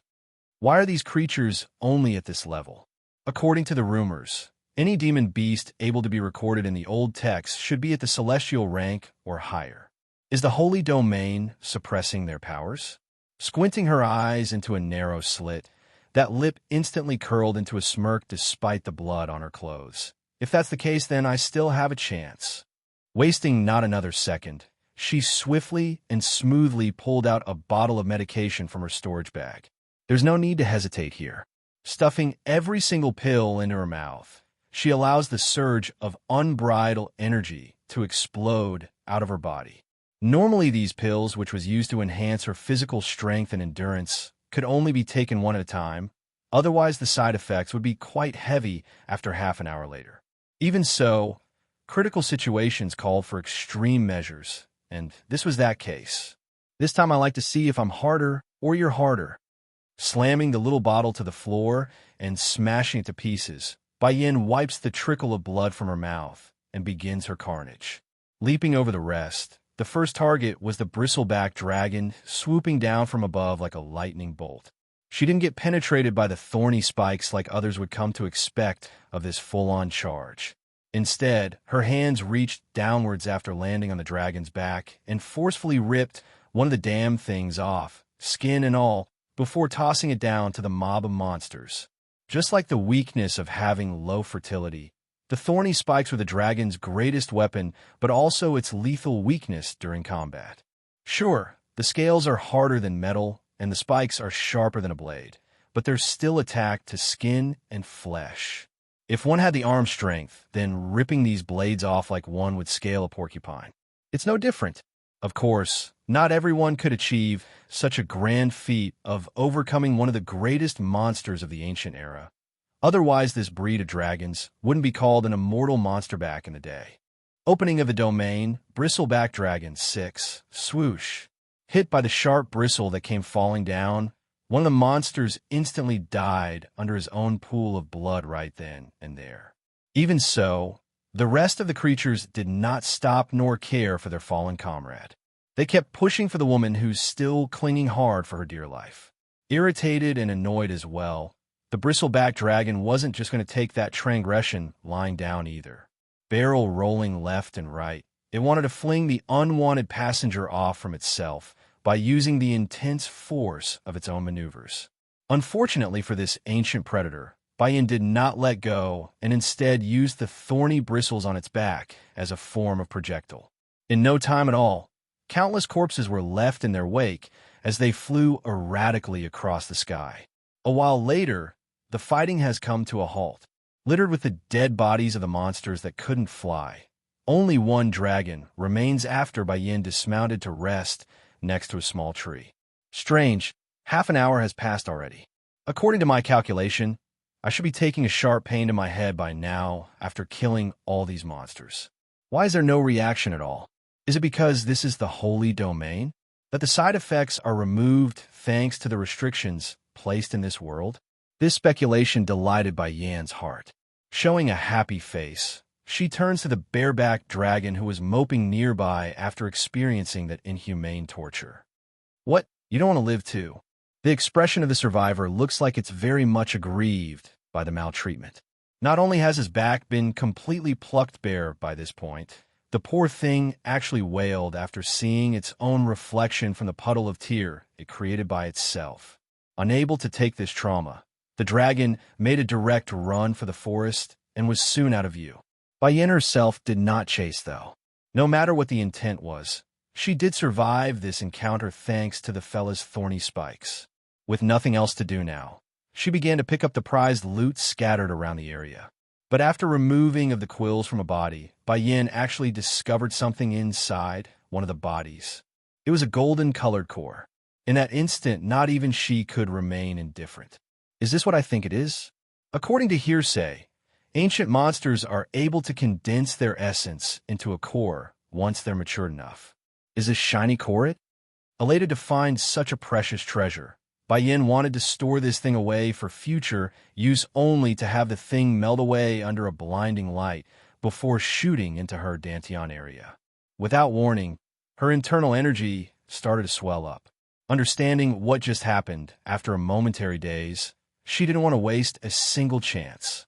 Moving fast, her skills in dissecting lifeless bodies just went up by leaps and bounds today. Though Bayan did advance into the middle level of the Monarch rank with 20 gold monster cores by doing this, but to reach the advanced stage would still require her own efforts in consolidation, the newfound energy inside. Sitting cross-legged right now to digest the sudden influx of strength, she had just finished exhaling the last bit of polluted air from her system when a burst of rumbling sound came from the front. Looking over, she tightly dilates her eyes at the countless monsters trampling over and raising up a storm of dust. It seems this big holy domain is similar to the mini one. After killing a group, it would bring in more powerful hordes of monsters. No matter, they're going to be my nutrient in improving my own strength. Unlike the tense atmosphere she portrayed on the first encounter after entering the portal, there's only a smile on that anticipating face. To put it bluntly, it's the look of a hungry wolf staring at its next meal. 3 months, 3 months later, on this sunny day, Bai Xiaochen was currently sitting on a granite rock not far away from where his mother disappeared off into the mirror. How come Mother still hasn't come out of that place yet? It's been over 3 months already. I miss her. Pouting with his chin leaning against those hands, it's obvious he's very much bored based on that lifeless face. This was the first time the child's been away from Bai Yin for so long, so this was a new experience for him. Prince. It's then a young female head pops out from one side, smiling in the face. Guess what? I found a fun place nearby. Want to go have a look together? We can explore it and maybe find something nice. I don't want to go dragony. Shaking his depressed head, Bai Xiaochen firmly plops his whole body down onto the rock to show how much of a sloth he was acting. I want to wait for Mother to come out, so I'm not going. The little dragoness was rather perplexed by this rejection. Biting those fingernails, why is His Highness acting so rejected? It's only been a few months. What's so depressing about this? It's not that Dragoni was being inconsiderate in having this thought pattern. She's been without a proper mother all her life due to the limited mental capacity she was born with. Therefore, the very idea of a child always being with the parent didn't even strike her. Then I'll wait here with you, Prince. We will wait for Her Highness to come out together. Raising a lovely smile, the Missy takes a seat without asking for permission. Boom! From out of the blue, a land-shaking tremor rocks the entire peach blossom forest and causes the two kids to tumble right off of the rock. As the only male here without a single adult, Bizakin instinctively did the right thing and reacted like any boy should do. He used himself as a cushion for the girl so she wouldn't get hurt from the fall. Just that when he turned his head around after coming back to his senses to check on the mirror again, he was horrified to find it cracking. In his haste, the boy couldn't think of anything else. Pushing himself up from the floor, he makes a hard dash over towards the mirror while making a painful scream for it to stop whatever it was doing. Sadly, before those tiny feet had even taken a few steps over, the entire mirror suddenly shatters into hundreds of tiny shards. Mother, please come out. Please come back out. He plops down onto the grass and didn't know what to do next. Dragoni reacted the slowest here, but she's not blind. Realizing what just happened and what it meant, huge trickles of tears immediately came pouring out of those eye sockets. The mirror shattered. Her Highness, she's never coming back. No, Her Highness can't leave like this. She can't. Due to the huge commotion of this incident, it didn't take long for the rest of the Holy Land to be alarmed. By the time Lord Chu ran and the three elders came running over, all they saw was the painful cries of both children sitting on the ground. Xiaqin, hurrying to pick up the boy, Zheng Qi, first, asked with trembling hands, "Tell Grandchifa here what happened." Though most of the tears had stopped, Xiaqin was still red in the eyes due to all the crying. Almost a murmur in how low that voice was. The mirror, the portal, it shattered. Chu Ran looked horrified over the answer. Quickly reaching down to examine the shards, the man kept muttering to himself in disbelief. How can this be? Why did it shatter? What exactly happened inside the holy domain? Lord, what is going to happen now that the mirror is gone? 3 months, too. Zhengqi honestly didn't want to hear the answer to his own question there, but he knew there's no running away from the truth. If the mirror portal is destroyed, then those inside will forever be trapped inside the holy domain. Boom! All three of these old fellas were shuddering hard in their old hearts. Stiff as a rock, their faces all showed despair. Yin won't return. She will never come back. No. Clasping his head in horrific pain, Qiushu Rong's mournful cry brought on a wave of disturbing air around this once serene forest. A brief moment later, this third brother suddenly dashes over to the Lord in a flash and gripped onto that collar. His old eyes were filled with blood and anger, making him look somewhat ferocious. Why? Why did you tell her about the real holy domain? Why did you agree to let her in there? Return my student to me. Return my disciple. If it was the past, then Chu Ran would not allow these old fellas to treat him like so.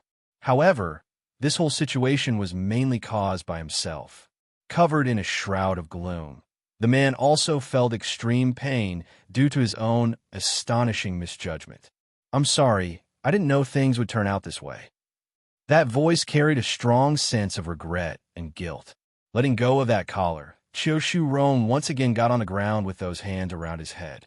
The muffled, sobbing voice said it all on what he's feeling and how distraught this old senior was inside. Mother! Bai Xiaqin pushes Zheng Qi's hand away and ran back over to the mirror shards. Those eyes were dull and without thought as he stared at the pile. Didn't you say you will never leave me? Please, Mother. I promise I'll be good from now on. So, please, I'm begging you, Mother. You can't leave me and Batty Father behind. The kid's voice sounded dreadfully painful and sorrowful, yet there's also something else mixed into that sound which causes everyone around to stop what they're doing and look over. It's unsure what it was, but that relatively weak and thin stature was menacing to look at. There's a thin layer of black aura oozing out of the boy, and it's making them all very uncomfortable. Xiachen, greatly scared by this picture, Zhengqi flies over to examine the child's condition. Don't scare your grandchifa here. Please come back to your senses. I've already lost your mother. I can't bear to lose you as well. Turning that little head in a freakish manner, as if he's possessed, by Xiachen's voice almost had an echoing effect, like there's something demonic about his entire existence. Grandchifu, why did mother go into the holy domain? Not quite understanding why the lad would ask something like that out of the blue, Zhengqi didn't respond and just stared his eyes out in confusion. Suddenly, a sinister cackle escapes that childish mouth. Ah yes, I remember now. Mother went in there because of that woman from the spirit realm. She wanted to get stronger, so nothing like that happens again. 3 months, yes, it's because of those people from the spirit realm who came and made trouble that Mother would want to get stronger. She wants to fight by Baddie Father's side, because she saw how strong those people were. Despite the disturbing black aura oozing out of the boy's skin slightly calming down after those words, the bloodthirsty red light in those eyes only got deeper and more menacing. Towards this abnormal change, Zhengqi and everyone else was starting to get seriously worried and panicking. To be fair, they're not overreacting or anything of that sort. The Bai Xiachen at this moment was nothing like the cute and innocent boy that they knew. It's something far darker and dangerous to the point they almost couldn't recognize him. Xiachen, what exactly is happening to you? Please come back to your senses and not scare your grandchifa here. We're getting really scared. The kid did not answer Zhengqi's plea and continued on with his hair-raising ramble. Grandchifu, do you think those in the spirit realm deserve to die? Yes, they all do. They all deserve to die. Whether it be the spirit realm or celestial realm, all of them deserve to die. Yes, they all deserve death for what they've done. It's they who caused me and Mother to be separated. I will tear them apart for this. Prince, Dragoni did not get frightened off by the menacing aura and instead came right up to the boy, firm and strong in that voice. You are right, it's all their fault. I will also get strong and tear those people apart. They're the ones at fault for what happened to Her Highness. For this little missy, whatever Bai Xiachen says would always be right. Therefore, whether it be the celestial realm or spirit realm, they're all her enemies now and must be removed from existence. Those who caused the queen's death deserve to die. At the same time in the demon realm, Ditsong was just in the middle of discussing something with his subordinates when his chest felt an abrupt tremor and tightening of the heart. Sire, Fire Plume exclaims after noticing the ugly expression on the demon king's face. What's wrong? Somewhat pale in the face. The blood seal I placed on my son is starting to fail. Something must have happened to cause him to react so strongly. But who can make Xiachen lose control? Not good. Yin Yin must be in danger. Brushing right past the group of demons in front of himself, nobody was able to catch Ditsong's incredibly speed when he rushed out of the door. Inside the holy domain, Bai Yin currently stands before a huge mountainous beast with her clothes mostly ripped in all sorts of places, thus revealing some of her private bits that would instantly raise a scandal in public. What is happening? Feeling the vibration that's causing all of the trees to topple over, those brows wrinkled up at the unexpected phenomenon. Is it because I killed too many of these monsters that the holy domain is collapsing? This can't be. If so, then the domain wouldn't have allowed so many of them to fight me. Gradually growing serious in the face, she scans the area in front to get a better grasp of the situation. Everything was falling to pieces for sure at first glance. While the sky showed signs of being torn apart, the ground too was cracking and toppling everything over. This effect also applied to the body of water too. Because of how huge those waves were, it's almost a certain death if one's caught in that tsunami-like impact. Is the holy domain really crumbling apart? I must find a way out of here, otherwise I might not ever leave again. But how? The Lord only told me the people in the past only come out after they die. He never mentioned the method of leaving on my own. Do I have to die as well? No, that can't be right. Death in this place is real. There's no resurrection like in a mini one. Growing more and more tense, Yin could not mask the anxiety that's quickly creeping up from behind. The mainland's change when, right now, the entire holy domain looks like apocalypse has fallen onto this world. It's terrifying just to look at and life-threatening to experience. There's an urgent need for Yin to leave, but she's not crazy enough to start running around without a clue or plan. Just as she's deliberating on what to do next, one of the rubbles, specifically a tree stump, had come flying over. Bang! Meeting the rubble with a palm strike, the wooden block instantly gets ripped to shred and scatters across the ground. Unfortunately, that was only the first of many tree stumps to attack her. In rapid succession, the rubbles are acting like it has a mind of its own and kept bombarding her with either boulders or tree scraps from all directions. Shielding herself with a barrier made up of her own energy, this isn't look good. I have to find a way out quickly, otherwise I won't just be trapped here from the way things are looking. I will disappear along with the holy domain. Tightly furrowing her brow, sweat now covers up her palm due to the intensifying rumble. Suddenly, the face of her own husband and son appears in the mind. Upon remembering those who are still waiting for her outside, that anxiousness transforms into conviction and strength. I will not die in a place like this. Xiaqin and Ditsong is still waiting for me. I cannot meet my end in such a place alone. Then from nowhere, the wooden pile that she was standing on suddenly collapses underneath due to a hole in the ground. As a result of this unexpected danger, she too was caught off guard and began to fall. But before the unknown darkness could consume her, a hand suddenly reaches out and grabs hold of her and pulls the woman right back up. Swinging her head around right away to see who this was, Yan's face froze at the sight. It's a very familiar contour that has brought on endless warmth and protection over the years. "How come you are here?" she asked with a stunned look. "Because you're in danger. That's why I came." Bright and warm like the burning sun, the man's smile lights up her heart just by speaking. "If you want to leave the domain, then I will help you." Releasing a beam of joy in her own face, Yin couldn't help but respond right away. "Okay, I want to go out." Gesturing with his finger at the air, a strange light emerges from the tip as God mutters some silent spell from his lip. Gradually, a door forms from this. "Go, this door will lead you back to the outside." Nodding, Yin takes a few steps forward before she swings around again to find God already facing her with his back. God, who exactly are you? How is Feng related to you?" This man not only has the exact same face as him, but the fact that he could come and go as he pleases within the holy domain indicated they're somehow connected. She'd be a fool to believe otherwise. "I cannot tell you for the time being. You'll find out on your own once you reach the celestial realm." "I see." Out of consideration for saving herself twice, Yin won't press the matter. Slowly but with measured steps, she opens the door and leaves behind the man in the crumbling background. Losing that smile now that he's alone again, God reveals the sadness in those calm, watery eyes. "I hope you will still be like this to me after you learns the truth." Closing his eyes, the picture of the woman's look of hatred slowly surfaces again, just like all those years ago. The mainland's changed too. If only she doesn't hate me. Even if that means she won't remember me, it's still better that way. Slowly opening his eyes, God's face actually seemed particularly sad and lonely at this moment. Back over in the peach blossom forest, Dragoni's tear-dropping cry continues to reverberate across this landscape with no end in sight. Zheng Qi first, and the others weren't doing so well either. Their faces were all full of sadness. "What are you all doing here?"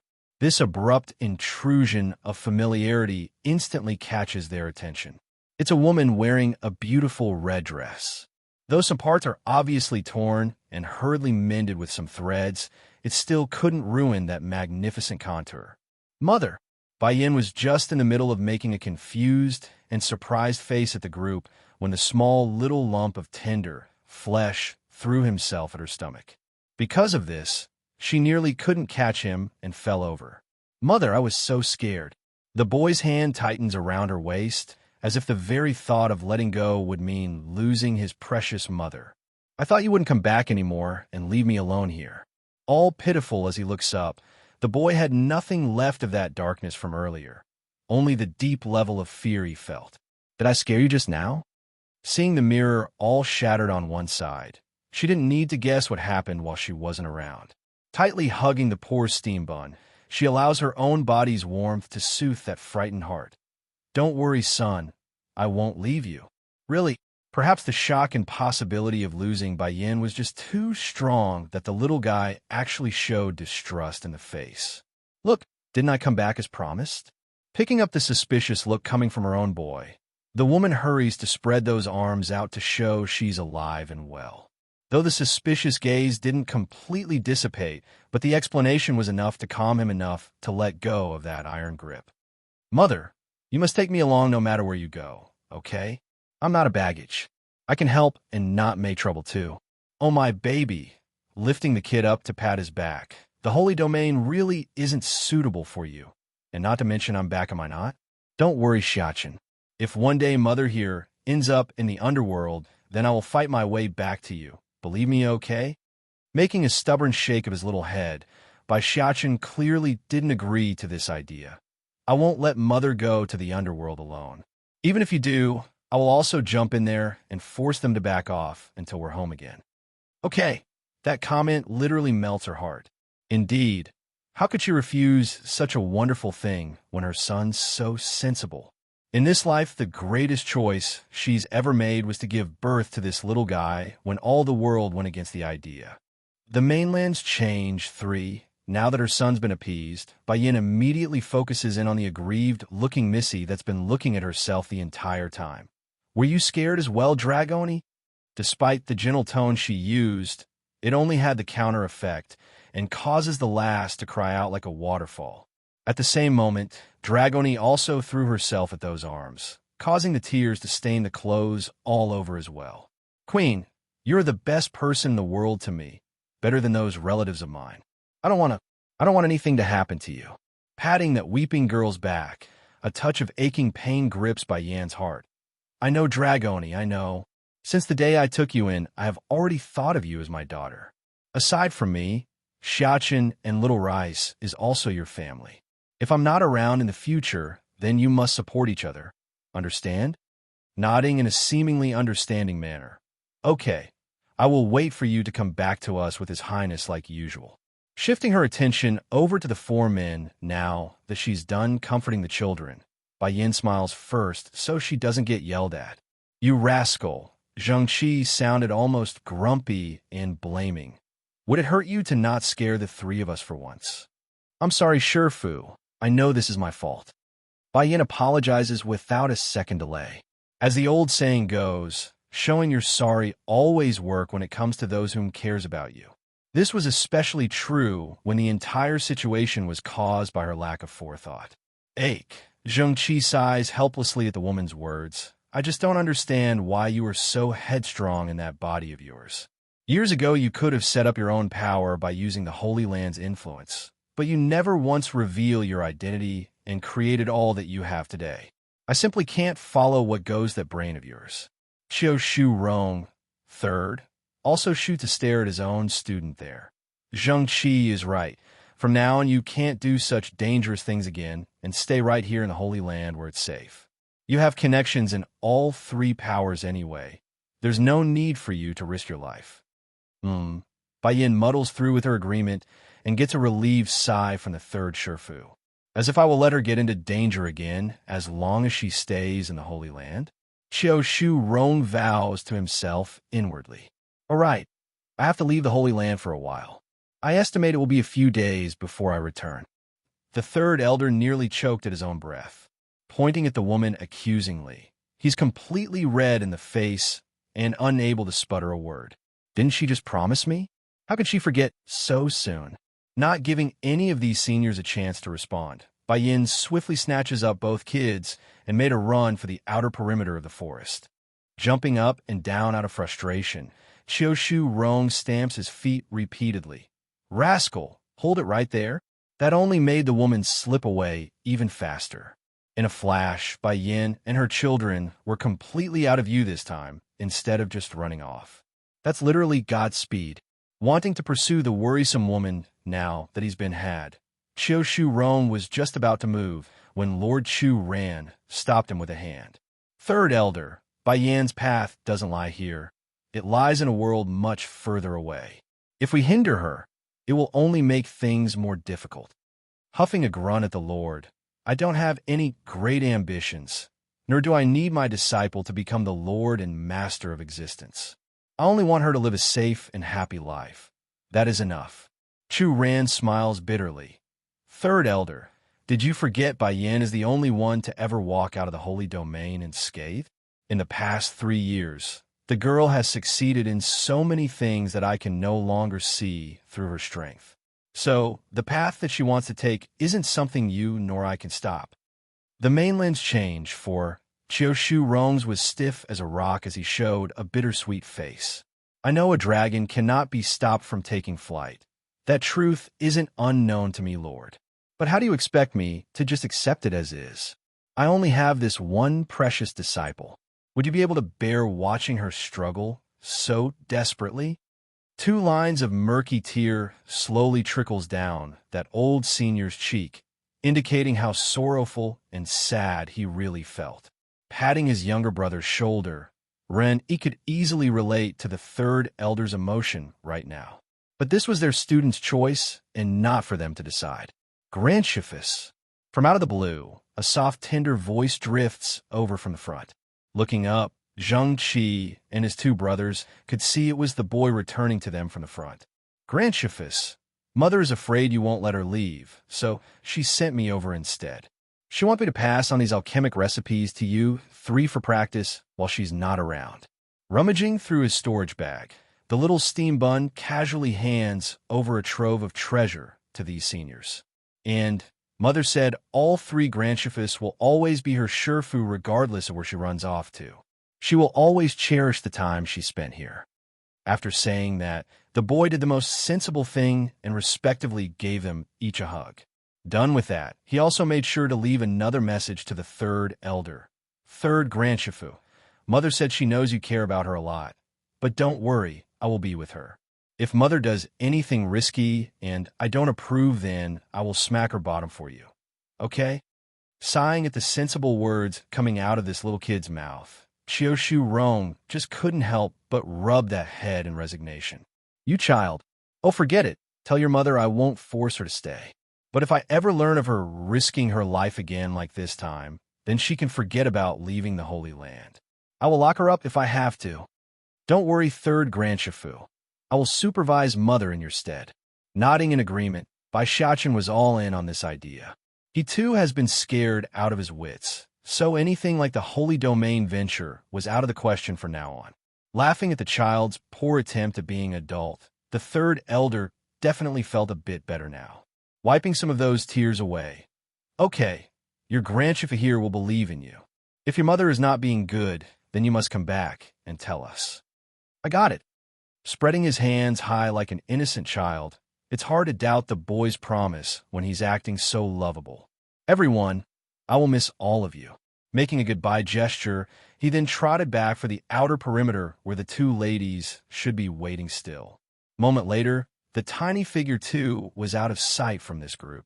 Yin Yan's fortune isn't bad at all. She's blessed with such a good and sensible son. Lord Chu Ran makes a long sigh despite the smile on his face. I wonder when I will be able to hold a grandson of my own. But with Yi Feng's personality, I doubt his children will be as lively and lovely as Xiaochen. As for Yi, just getting the thought of how his own daughter would make the Lord squirm. He still hasn't forgotten the time where the kid and troublesome lass went and lit the treasury vault ablaze. They really lost some nice stuff during that incident. Oh, forget that thought. Leaving my hope on EE is out of the question. If she starts having children, then wouldn't she start making trouble with those kids too? In any case, it's best not to marry off the girl so soon. Yes, that's the plan. Thankfully, the princess herself didn't know what her old pa was thinking. Otherwise, she might just start crying. The mainland's change 5. Mother, where are we going now? Outside the Holy Land, Bai Xiaochen stops his mother and asks using that childish voice. We're going back to the medicine sect first before going to the lawn house to see your great-grandfather. Old Lord Land's love for her has always been true and from the heart, not because of anything else. Besides, it's been a while since she saw that side of her family, so it's only natural she make a visit. After we meet everyone, we will then go look for your uncle. Staring up into the sky, Bai Yan's thought wanders off into the question of not knowing where her younger brother was right now.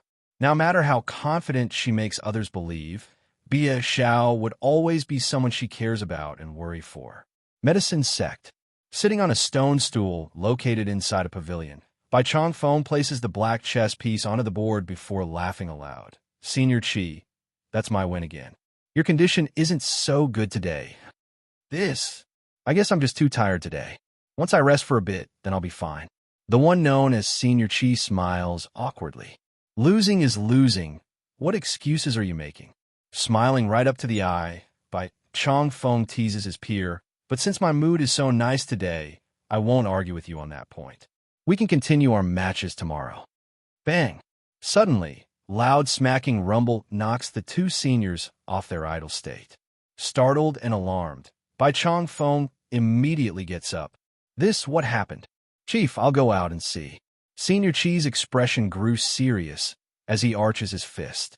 No. Narrowing his eyes into a slit, the grandpa's expression was just as grave. I will go with you. This can't be normal if they dare to come find trouble. Having said that, he didn't waste any more time and blew forward for the main gate. Outside the medicine sect's main entranceway, a group of powerful masters are currently floating above in the air while the disciples of this major power cowered in fear against their might. By the time Bai Chongfeng made it to the scene, all he saw was the shivering display of his men and the intense pressure coming downwards from these strangers. It's obvious what's happening, and it's not looking good. Who are you people, and why are you coming to my medicine sect? The one to answer was the middle-aged man leading the group. Arrogant in the face, this person made no attempt to hide his contempt for those down below. We're taking this place now. All of you are to get lost. Bai Chongfeng's expression promptly changed for the worse. These people want to occupy my home as soon as they come? Do they really think I'm so easily pushed over? This mountain is the foundation of my medicine sect. Of course, we're not going to give it to you people. Now leave. Hands behind his back. The grandpa was crystal clear in his denial. Glowing with a shady light now, the middle-aged man clearly didn't take this answer well. We of the Wu House from the spirit realm will not be denied. If you won't give up this mountain, then be prepared to fight for it. No more words needed. He gradually raises a hand to signal those behind himself. In an instant, a circle of people now surrounds those from the medicine sect.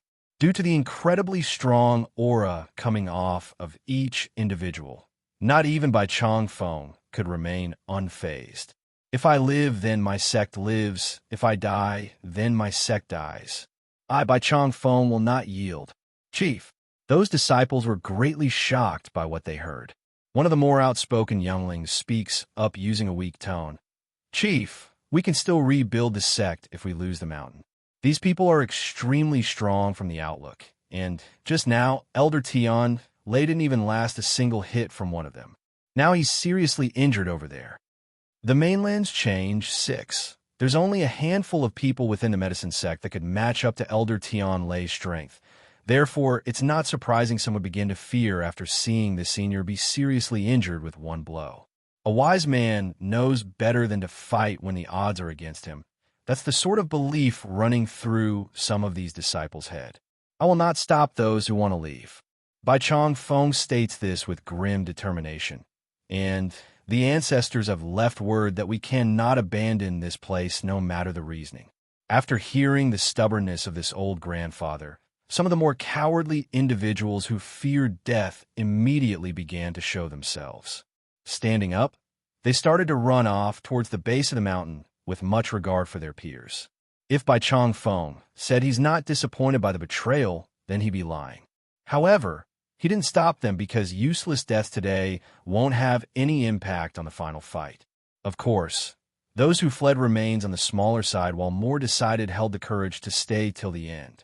What are you all doing? It was Elder Qi who stepped forward to yell at the traitors.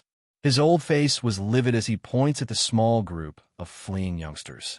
One of them turns after hearing the outcry. Elder Chi, I suggest you come with us as well. Do you see Elder Tian Lei to the side over there? That is what's going to happen to you if you stay. You didn't see it because you weren't here earlier, but the one who did that is nothing more than a subordinate of that man. Elder Chi's face went slightly green. To think our medicine sect would have such cowardly bastards like you all. If you leave now, then you are to never return. You must be kidding, right? Why would we come back when the medicine sect's about to become non-existent? Keeping our lives is more important. That said, the younger didn't waste any more time rushed away for the outside. Although this one paid a huge price in order to enter the medicine sect back then. But today's choice won't be something he regrets. Why stay when certain death? Ho ho, some people here at least knows better. The middle-aged man makes a sarcastic sneer in that comment. I don't want to indiscriminately kill those who are innocent.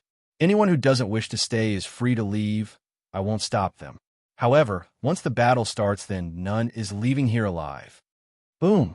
After those words, the aura around this person immediately began to surge outward, shrouding the entire mountain in a thick coat of pressure. For some of the disciples who decided to stay till the end, they stayed because of Bai Chongfeng's existence. The old grandpa's one of the strongest individuals out there in this world. So what if Elder Tian Lei was defeated in a single blow? Maybe their chief could turn the tide around? But now to experience the foe's aura firsthand and in person, many who are fully resolved to fight till the end was also starting to waver. It couldn't be helped. The pale-looking complexion on their chief told them things are looking bad. Chief, Elder Chi, I think those disciples are not exactly wrong. One of the meeker-sounding elders speaks up. Let's not die here for something as simple as a mountain. A sect can be rebuilt anywhere as long as we have our people. What do you mean by that, Elder Lin? Elder Chi became enraged by his peers' lack of a backbone. Chief has his reasons for staying. If you are afraid of death, then you can leave with the rest of them. The mainland's change, 7. Elder Lin's old face had a look of shame. Silently moving back a few steps, his actions proved what sort of decision he has made right now. However, there were no other that followed his choice because everyone else now stands firmly behind Bai Chongfeng to confront that mountainous pressure. Cackling menacingly, the middle-aged man grins at the foolish bunch. The last act of mercy from me has been given. It's you fools who didn't cherish it. Don't complain after you die. That said, he takes in another deep breath while waving his hand again. Begin. Aside from that, Elder Lin, none of them is allowed to live. While the one known as Lin felt great at being able to survive this event, Bai Chongfeng, on the other hand, was growing very tense and sharp in the face. Sweaty in that old hand, he locks onto the quickly closing enemy. Bang! Swinging to one side to avoid the first punch, this chief could feel the immense power that he so narrowly dodged. Unfortunately, there are plenty more where that came from. The second blow came hitting hard and landed exactly on Bai Chongfeng's side. If not for his fast reaction of using the sword in his hand to stabilize that stance after being blown aside, he would have already fallen to the ground in the process. Chief, Elder Chi's face looked ghostly white. Hurrying to his superior's side, the senior tries hard to support that crumbling body. Chief, are you all right? Shaking that old head in response, Bai Chongfeng didn't have any time to say another word there because the next wave of attack was already at his face. Pushing the other senior away, he jumps right in this time to fight the enemy instead of just defending. If it was only one or two foes, then this lord and master of the medicine sect would have no problem resisting their blows. However, there are simply too many. Two fists cannot counter a dozen hands, so naturally he would be on the losing end. As for the others remaining in the medicine sect, sadly, they're no more than toddlers in the eyes of these invaders. They aren't even worth their interest. PFFFF. After several exchanges, Bai Chongfeng's strength had gradually started to lose its momentum. Therefore, he was already at his last stand and had no strength to resist when the sword came thrusting over from the back. In the end, the blade pierced right through his rib and out through that chest. Blurring out in his eyes from this critical injury, Sorrow spreads out from the old grandpa's heart at the impending doom. It looks like this time the one to get the last laugh is going to be that old fart from the Misty Fairy House. If I die today, then Yin Yin will only have him as her grandfather and no one else to compete with him. But I still didn't get to see Ning, her daughter, get reunited with Yin yet. Am I really going to pass on like this and join my wife? Oh, fine. Following my wife to the afterworld wouldn't be so bad. She must be lonely after spending so many years on the other side by herself. Guess it's time I joined her. In the end, the old grandpa burst out into a laughing fit. There are many regrets from dying today, but one thing he doesn't regret, though, was sending his son by jumping out of here before this event. Otherwise, he might not be able to face his deceased wife. Suddenly, a hazy yet familiar face reflects into Bai Chongfeng's eyes while he was having all these negative thoughts. There's sadness and anger, but more were filled with pain in the woman's contour. So before one dies, they will hallucinate like the stories say. How come I'm seeing Yin Yin and her son back here? He mutters this to himself without any forethought. Yin Yin left with her husband to a distant place. There's no way she could be here. Yes, this is all an illusion, the picture before death. But this was no illusion like this old grandpa thought. Right when he's about to collapse and fall into darkness, that female he so dearly wishes to see had reached out to support his failing body. The mainland's change 8. When Bai Chongfeng's consciousness was on the verge of drifting away into the darkness, a fleeting touch of soothing freshness catches him. It's a cold liquid being poured into his already bloodied mouth, and the effects were the quick mending of his wounds. Grandfather, I'm sorry I'm late. Bai Yin slowly places her patient down on the floor, afraid the slightest bump would harm the old man further. Who just attacked my grandfather? Though that voice was light and fluttery like a breeze, it's infused with an enormous form of killing intent where even the bravest man would find hard to not flinch at. That's the sort of face she's using against this group of rabbles who came to make trouble.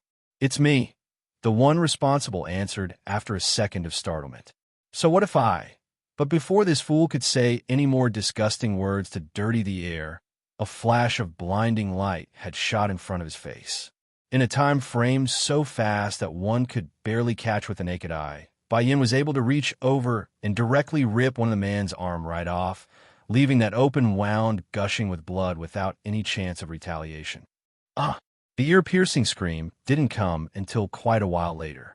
At first, the individual didn't even realize what had happened to himself, but after turning his head and looking down at the spraying blood coming out of his shoulder, that's when the pain finally registers into the brain. Sometimes the senses aren't able to keep up with reality due to the immense shock the body experiences, and that's exactly what happened here today. Towards this gruesome picture, none dared to make a move. Aside from that one fool screaming cries of pain, everyone else was overwhelmed and fell into a deadly silence. To be clear, it's not just those from the medicine sect who were shocked. Those from the spirit realm were as well despite their immense power strength. But then again, how could they not? If this main person could defeat one of the elders here in the medicine sect without so much as a sweat, then what does that make this lady who just barged in on the fight? Clearly she's beyond powerful and a major threat to the invaders. Who else injured my grandfather? Bai Yan's sharp, threatening gaze scans the area until that pair of eyes eventually locks onto the leader of the bunch. Flickering with a cold light, the middle-aged man roars out in frustration. Kill everyone here in the medicine sect. Do not allow anyone leave here alive. In that instant, those who were dazed out by the sudden intrusion had come back to their senses. Surrounding Bai Yin from all angles, the invaders had no intention of letting her escape. Hump. Bai Chongfeng has now gradually regained his clarity after being healed by that medicine he ingested. He's unsure what's going on still at the moment. But when he saw the woman's confronting position before the enemy, his expression instantly turned ugly and distraught. What are you doing by coming back? Hurry and leave. Go as far away as possible. The last words there were yelled out using the last of his strength, thus exhausting the old grandpa's body entirely. Leave. Hurry and leave. Seeing the inaction of his precious granddaughter, Bai Chongfeng attempts to yell out his pleaful cry for the second time, only to almost lose his old voice. "Grandfather, don't be afraid. Mother will be all right." A childish voice came from the side. It's only then that the grandfather finally notices the two little fellas beside himself. It was by Xiaqin and Dragoni that's trying to appease his woes. "Why are you here, Xiaqin? How can your mother bring you to such a dangerous place? Quickly leave. You must leave. It doesn't matter where, but you can't stay here." Forcibly pushing himself up, the old grandfather wanted to shoo the two kids away before it's too late. "I believe in Mother." The kid swings to one side and narrowingly avoids the hand coming over. That old lip stammers continuously out of helpless frustration. Originally, he thought the girl and her son's return was just his own illusion. Clearly it's not, and he's falling into a panic at their insistence to stay. "Angry one, they have nothing to do with me anymore, nor will they stay here." Bai Chongfeng wants to salvage the last bit of hope he has left by making up this lie. "So, let them leave the mountain. They are not involved in this." The middle-aged man sneered at the obvious deceit. "If it was before then, perhaps, I would have agreed to the request. Unfortunately for you, though, this woman harmed one of my subordinates. Now, I won't let a single one of you escape." Hurt his subordinate? Baffled by what he's heard, Bai Chongfeng shifts his attention over to the indicated man wearing the gray robe. The blood leaking out of that freshly made wound told the entire story. The way the woman ripped off his arm was ruthless and cold. There's still blood dripping downwards, and the veins and muscles dangling there were gruesome just by looking. That guy. It was Yin who injured him? Just as the old grandpa remained stuck in his stunned state, those followers of the middle-aged man have begun to move towards the dangers in front of herself. Bai Yin stands firm with her reddish blade in hand. She's not scared at being outnumbered. In fact, those eyes only had a chilling coldness to them. Yinner, seeing that rosy figure rushing right into danger, this poor grandfather felt immeasurable sadness and distress. He's angry at himself for being so useless and hateful at these enemies for putting the girl in danger. As a result, the injury he barely recovered from decides to have a relapse. Coughing hard, blood comes flying out of that throat and making a mess of things. "Dragoni, look after grandfather for me. Don't let him make any sudden movement." Furrowing his cute little brow, Bai Xiaqin moves up a step to get a better position. "But Prince, what are you planning to do?" Blinking her maiden eyes, the dragoness asks with curious light. "Of course I'm going to get some help from my mother, you silly." There's seriousness in the kid's face despite that adorably cuddleable appearance. Clearing his throat, a strange sonic wave came out of that mouth next. Though the sound wasn't very loud at all, practically silent even to everyone except Dragoni, but it carried an almost magical power. The reasoning being that those demon beasts currently hiding away inside this mountain, they're reacting to the sound wave. More precisely, they heard the summoning and was rushing over in haste. While the kids were doing their own thing, Bai Yan's fight was now at a climax. She's slain many of these invaders already and left their bodies littered across the mountain. Towards this picture, the coward elder Lin, who feared for his life before, was growing more and more ugly with each passing second. He knows if the lady could truly turn the tide by herself, then the consequences of his own actions earlier would not go well for himself. It's making him very uncomfortable at the moment. But, taking another look at the middle-aged man standing in the rear, Elder Lin's ugly expression slowly relaxes again. If his subordinates are this powerful, then this man himself must be even stronger. Yes, Bai Yan will definitely die when confronting that man. What's going on? Suddenly, an earth-shaking tremor catches everyone's attention. Shifting their attention towards the general direction of where that sound came from, they could see the deserting disciples from earlier running back up to their spot with panic in their faces. "What's going on?" Elder Lin asks with a grim expression. "The monsters, there's a lot of demon beasts back there." One of the disciples nearly burst into tears when answering. "We were running down the mountain when our group was overrun by a large stampede of demon beasts. Those monsters trampled some of us alive, and only some of us made it back up here. Angry too, but what's happening here? Why did so many of that Lord's people die?" When the disciple who explained their reasoning for return questioned this, his eyes unexpectedly fell upon Bai Yan's existence. In that moment, his eyes dilated with shock. Bai Yan? How did this woman get here? Just as the group of deserters were having their moment of surprise, the demon beast summoned by Bai Xiachen has now reached their location as well. Pouring in from all direction, the horde of frenzy-looking monsters were shaking up the entire mountain with their stomps. At the same time, somewhere in the horizon, a ginormous flock of black, cloudy mass quickly converges on the spot. This aerial horde was mainly comprised of demon birds that could take flight, but there's also exceptions like certain ground-based species that had the strength to fly on their own power. Under this impressive display of numbers, Bai Xiachen now stands at the forefront of his army. And for some reason, the sky has darkened too, with thundering lightning strikes raining down constantly from above. Despite this dangerous situation, none of those sparks ever landed on the kid's location, only disappearing as soon as they came close. That's the might of a king.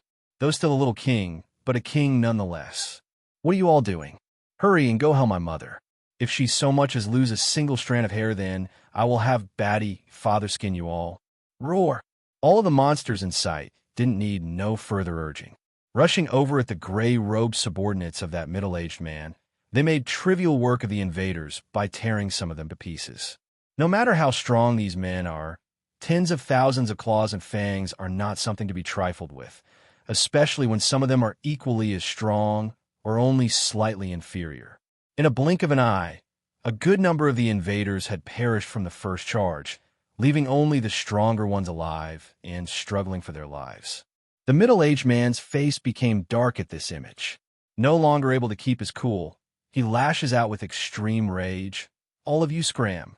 Of course, the demon beasts summoned by the boy paid no heed to the threat and continued their attack. In the end, not even a soul was left. Evil uncle.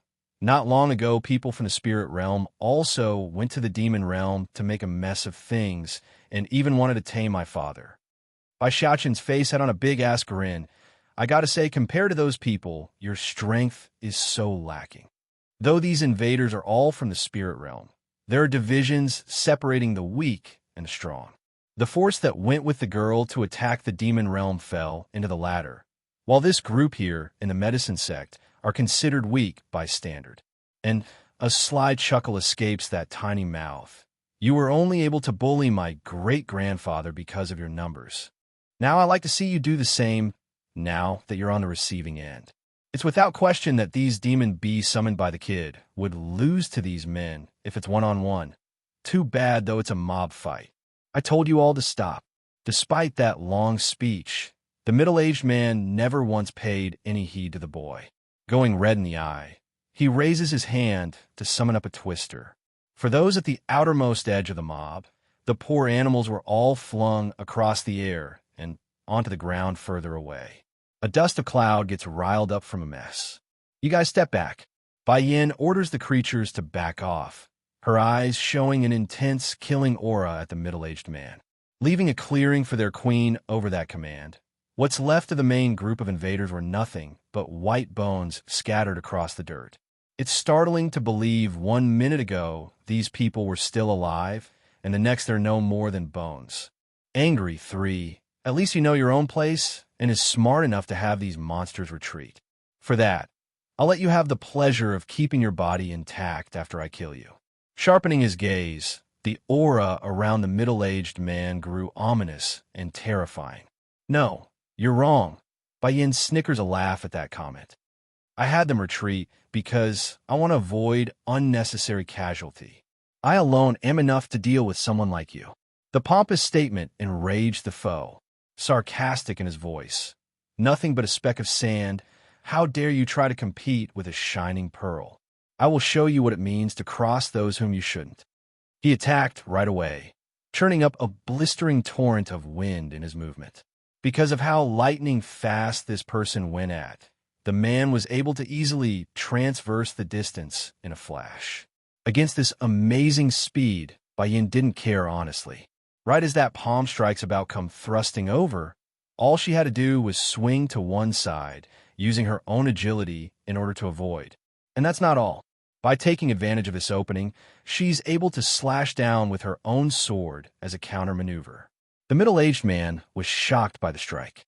Zipping away at the last crucial moment before the blade slices through his chest, the blow misses its target and comes down at the nearest mountain peak instead. The concentrated slash splits the earth with ease in the next. Witnessing this display of power from one side, those who remained were truly astounded and stunned by what they saw. This was especially true for those traders who defected from the medicine sect, because the image of that peak being their own heads just popped into their minds. As a result, they all instinctively gulped for fear of it becoming a reality. This woman, how did she become so powerful? It's too bad for her, though. No matter how strong she gets, she could never be a match for that lord. Yes, that's the sort of damning words running through their heads. Despite this, the horror and panic in those eyes betrayed their true thoughts.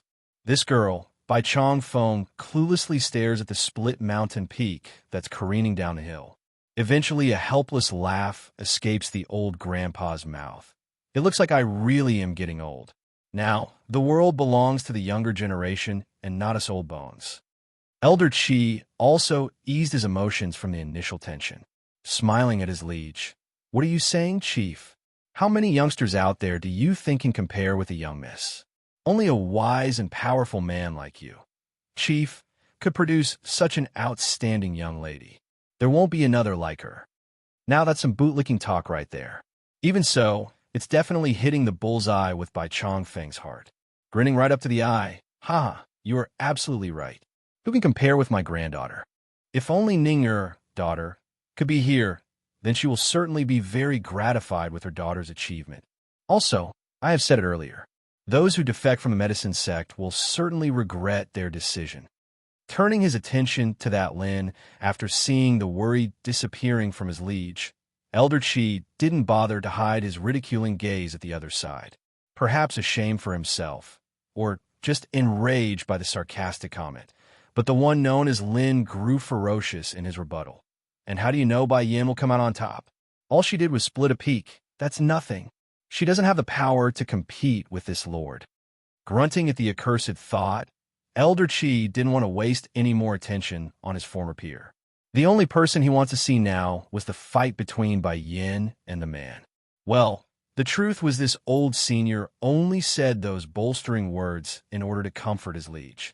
Elder Qi didn't have full confidence the woman could come out on top like Lin said. After all, the strength of this middle-aged man was there for all to see. It's beyond what they could muster, and that's a fact. Demon King Di Song. Compared to the tension felt by the various members of the medicine sect's people, the middle-aged man had on more of a frown than unease when facing his foe. He's no longer underestimating Bai Yin and takes her as a dangerous opponent. Then just when he's deliberating on what to do next regarding the problem before himself, that's all the delay it was needed for another opening to happen. Swinging her sword downward from above, Bai Yin crosses the distance even faster than the middle-aged man did earlier. This feat numbed the foe because he knew this didn't bode well for himself. Boom! A loud rocking tremor shakes the earth, followed by another mountain peak being sliced apart by the blade aura. But instead of rolling down the hill like the last, this time the entire thing crumbles apart in midair before scattering the rubbles across the area. Everyone literally felt a chill running down their backs at this sight, including the middle-aged man, because the after effect was a destructive storm of blades swirling around in the air. Dodging this next attack would be difficult even for him. Sure enough, that robe on the man got torn to rags and left him injured all over. Gritting his teeth, those eyes turned red as he glared at the woman. If not for the blade storm stopping the last moment, he would have fallen right out of the sky due to the damage. To think just now you didn't use your full strength when facing my subordinates. Ha ha ha. The man bellows out a laugh, despite the blood trickling down the corner of his mouth. Fine, this time it's my mistake for underestimating you. There's no hindrance for him to admit defeat, but for those traitors of the medicine sect, they are growing increasingly more agitated. This was absolutely true for Elder Lin, who defected at the end. The old man's pale to begin with after seeing Bai Yan's power, and now he could barely keep his legs straight. Lord Wu, how can you lose? I know this woman's power the best. She's only at the monarch rank. She's not even a match for our chief. How can she best you? Yes, Bai Yan's only bluffing. She can't be these people's opponent. If this man really lost, then my fate will be just as miserable. The joy on Elder Chi's face hasn't even disappeared yet when he overheard his former peer's damning comment. Red in his eyes, the old senior lashes out at the other one. What did you say? How could the young miss not win? Don't forget, you were also an elder of the medicine sect before. From beginning to end, Bai Yan did not say much until now. Locking onto the enemy, she speaks using a faint voice of indifference. I will only ask you once. Why are you people from the spirit realm coming to make trouble for the medicine sect? Shuddering somewhat at the inferior position he's now in, the middle-aged man grinds his molar and refuses to answer. Won't answer? She snickers coldly. Fine, I won't force you. It doesn't matter if you won't say anyways. Oh yes, I want to tell you that when I kill someone, I never leave their soul behind either, meaning you will not have the chance to reincarnate. In response to that last bit, the man himself almost burst out screaming in horror. He couldn't believe what he's heard, but based on his judgment of this woman, it's a certainty she would do as she says. I'll speak. I myself don't know the exact details either. It was my family's chief who sent us to occupy this location, as well as the Holy Land and Misty Fairy House. Demon King Di Song, too, when that news came forward, Bai Chongfeng was the first to react. Dilating his old eyes inward in shock, he stares over to his granddaughter like he's expecting some sort of storm. Did you just say the Holy Land and Misty Fairy House also got people heading their way? Darkening in her face, Bai Yan's increasingly aura causes all of those weaker to lower their heads. They couldn't and didn't have the nerve to directly look up. You are perhaps becoming aware of Bai Yan's true power level. The middle-aged man literally pops his eyes while shouting out that discovery. But his last words did not have the chance to finish because the woman's palm strike had come flying over from the front. Landing directly on his forehead, the blow directly destroys his brain out and leaves behind a gory mess of a headless corpse crashing to the ground. Yin Yin, Bai Chongfeng asks with uncertainty. Tightly clenching her fist, Bai Yin didn't waste any time to explain her intent. Grandfather, you take everyone down to rest first. I'm going to go save everyone first. If her three shifts didn't save her all those years ago, then perhaps she and her son would have already died by some unknown danger. For that reason and the love she enjoyed from those three, she just couldn't walk away. And then there's also her own father that she must save. Anyone who hurts her family and loved ones will never be allowed to live. Queen, I will bring you to them. Please ride me. Dragoni comes over to the woman's side, her eyes showing hopeful light. When you were inside that domain for training, I discovered I could fly really, really fast. Though it's not always fast and can be slow sometimes, but we can only try in this case. Okay, Dragoni, thank you. She didn't reject the young Missy's good intention.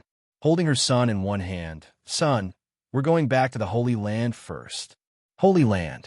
Losing its peaceful, calm air, the place has now turned into a smoldering battlefield of death and pain.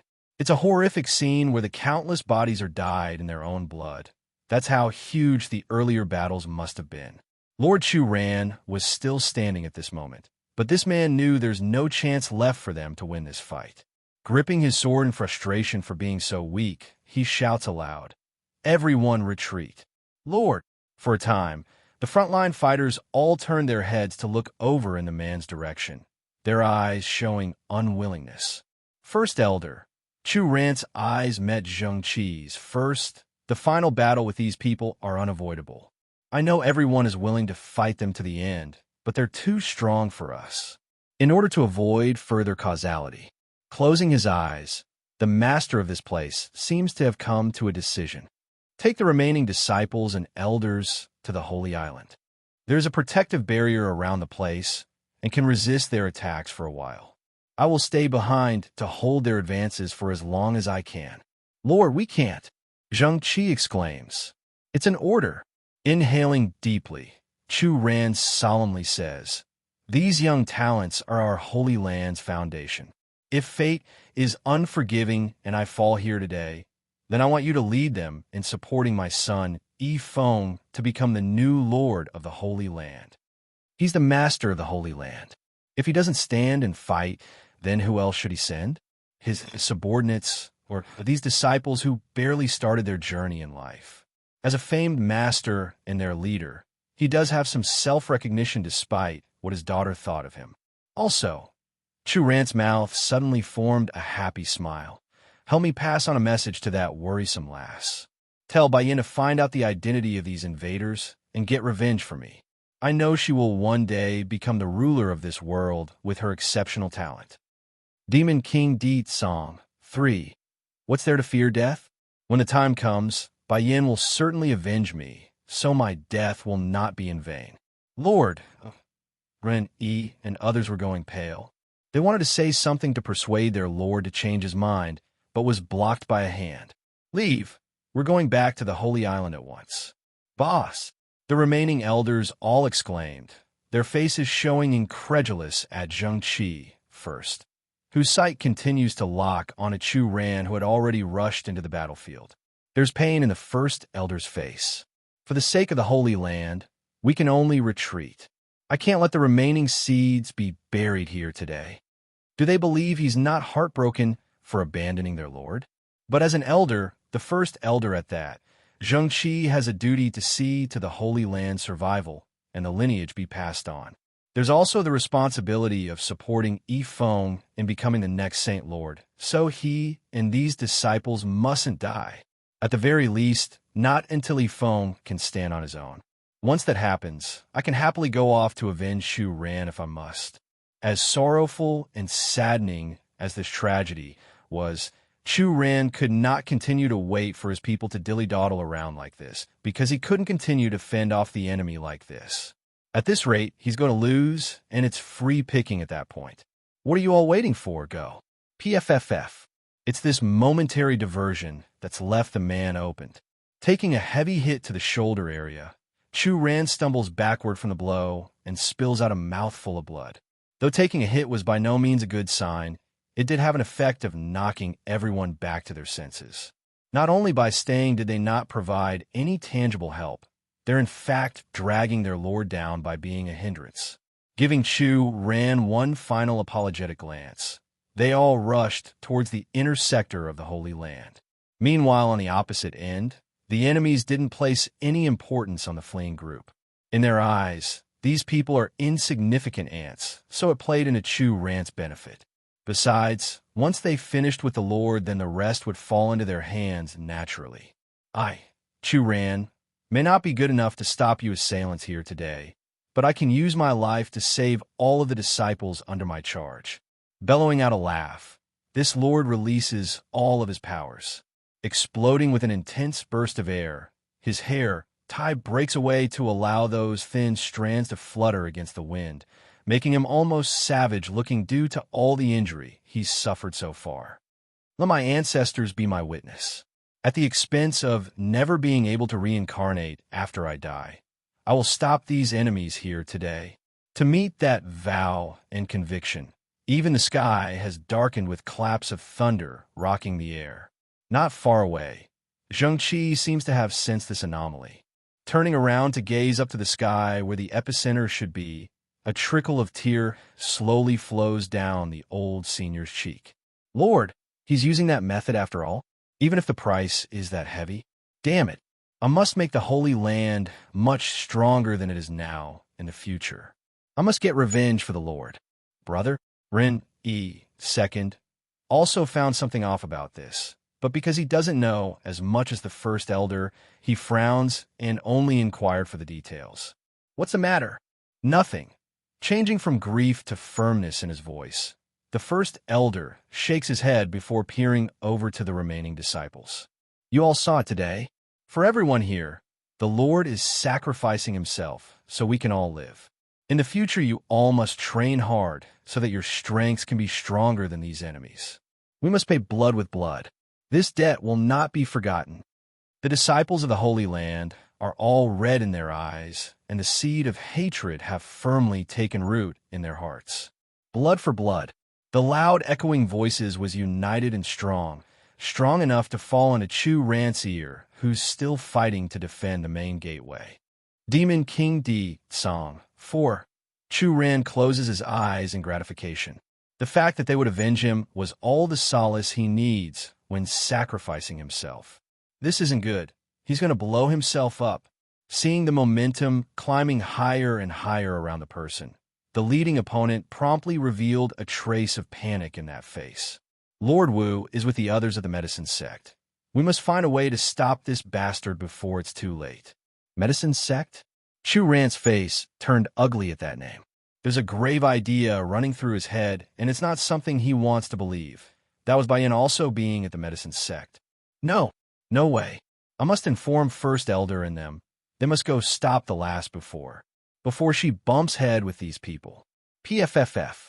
Due to the stress while he's gathering energy, another splurt of blood came spewing out of Chu Ran's throat, causing him to stain his own robe and nearly losing his voice. This is it, my life is coming to an end. Just as his face grew more and more dire, a familiar figure had suddenly come into his line of sight from the forefront. It's a pretty-looking girl wearing a yellow-colored dress. Though noble in nature, the young miss did not lose that playful air that's expected of a maiden. But instead of the usual smile he's become accustomed to from the other side, there's fear and horror in those feministic eyes. In that split second of recognizing his own daughter, Chu Ran's heart nearly exploded and stopped beating entirely. Run away. He wanted to scream his thoughts out so she would understand what he wants, but his throat felt dry and husky, almost painful to even move air through them. Before he knew it, Chu was already coming up to his location and within the blast radius when he self-destructs. There are only two girls whom Chu Ran takes as his own daughter. The first would of course be this troublesome lass who came running back against his wishes, the other being Bai Yin, who's likely facing off against the other group of invaders. To say fate's cruel at this moment was no understatement. Am I going to lose a daughter right before I die, and at my own hands at that? He closes his eyes in despair, waiting for the impending explosion from within his own core. Yet despite his wait, nothing happened. There's no loss of his senses, nor are there the smoldering smell of smoke and fire in the air. It's strange and odd. What's going on? Stiff as a rock, Chu Ran gradually opens his eyes again, too afraid the next picture would be something devastating and cruel. But his worries are for naught, to be honest. Looking up, all he saw was that silvery and purplish figure being reflected into his eyes. Hands behind the back, he nearly fell into a hypnotized state when glancing over that face. It's too surreal and handsome, yet devilish at the same time. Such a contour was beyond anything this lord has ever seen. Where's Bai Yin? Just when Chu Ran was speculating on the identity of this newcomer, the other side had already spoken up using a voice that sounded like it had power in there. Not letting the man himself reply at all, Chu had thrown herself at her old pa's arm, tearing up in the face. You scare me to death just now. I thought I would never see you again. That comment only annoyed the receiving end of that outcry. Didn't I tell you to go? Why did you come back? Demon King D. Song 5. Making a baffled face, the girl was taken aback by her old pa's word. When did you tell me to go? How come I didn't know? I said it so many times in my heart. Are you deaf or something? Heart. Chu it became petrified. How can I hear what you're saying when it's only in your heart, Pa? Are we not father and daughter? Are you even my own? How can you not connect with my heart? Why can't you hear my words without me saying it? The scene of how close he came to doing something he would regret, even in death, still throbs against the man's heart. That's how intense that moment was. But the troublesome girl here wouldn't know that, would she? Making grieving face, the only thing the lass could do was stand to one side like a good daughter. Humph! Suddenly, a displeased grunt catches their attention from the front. Those who are from the spirit realm are moving again after sensing the danger around themselves. Without question, their target was the silvery-haired man floating above. However, Right as they're about to make contact with Deet Song there, what occurred wasn't any explosive impact or something like that. It's themselves being blown away by a sweeping gesture of wind and force. Watching the littered enemies on the ground, then at the dominating Demon King in the air, Chu Yi could only make a silent apology to her own brother, for the Holy Land, for Pa, and to defeat these enemies. She as the sister could only be the traitor this time around. Brother-in-law, Chu Yi's face revealed a oh-so-sweet smile. You finally came to save us. My father almost got killed by these people. Brother-in-law, Chu Ran's expression became stiff as a rock. When did Yi have another sister? How come I didn't know? Chu Yifeng's sister? Deet Song's complexion improved a little after seeing who it was.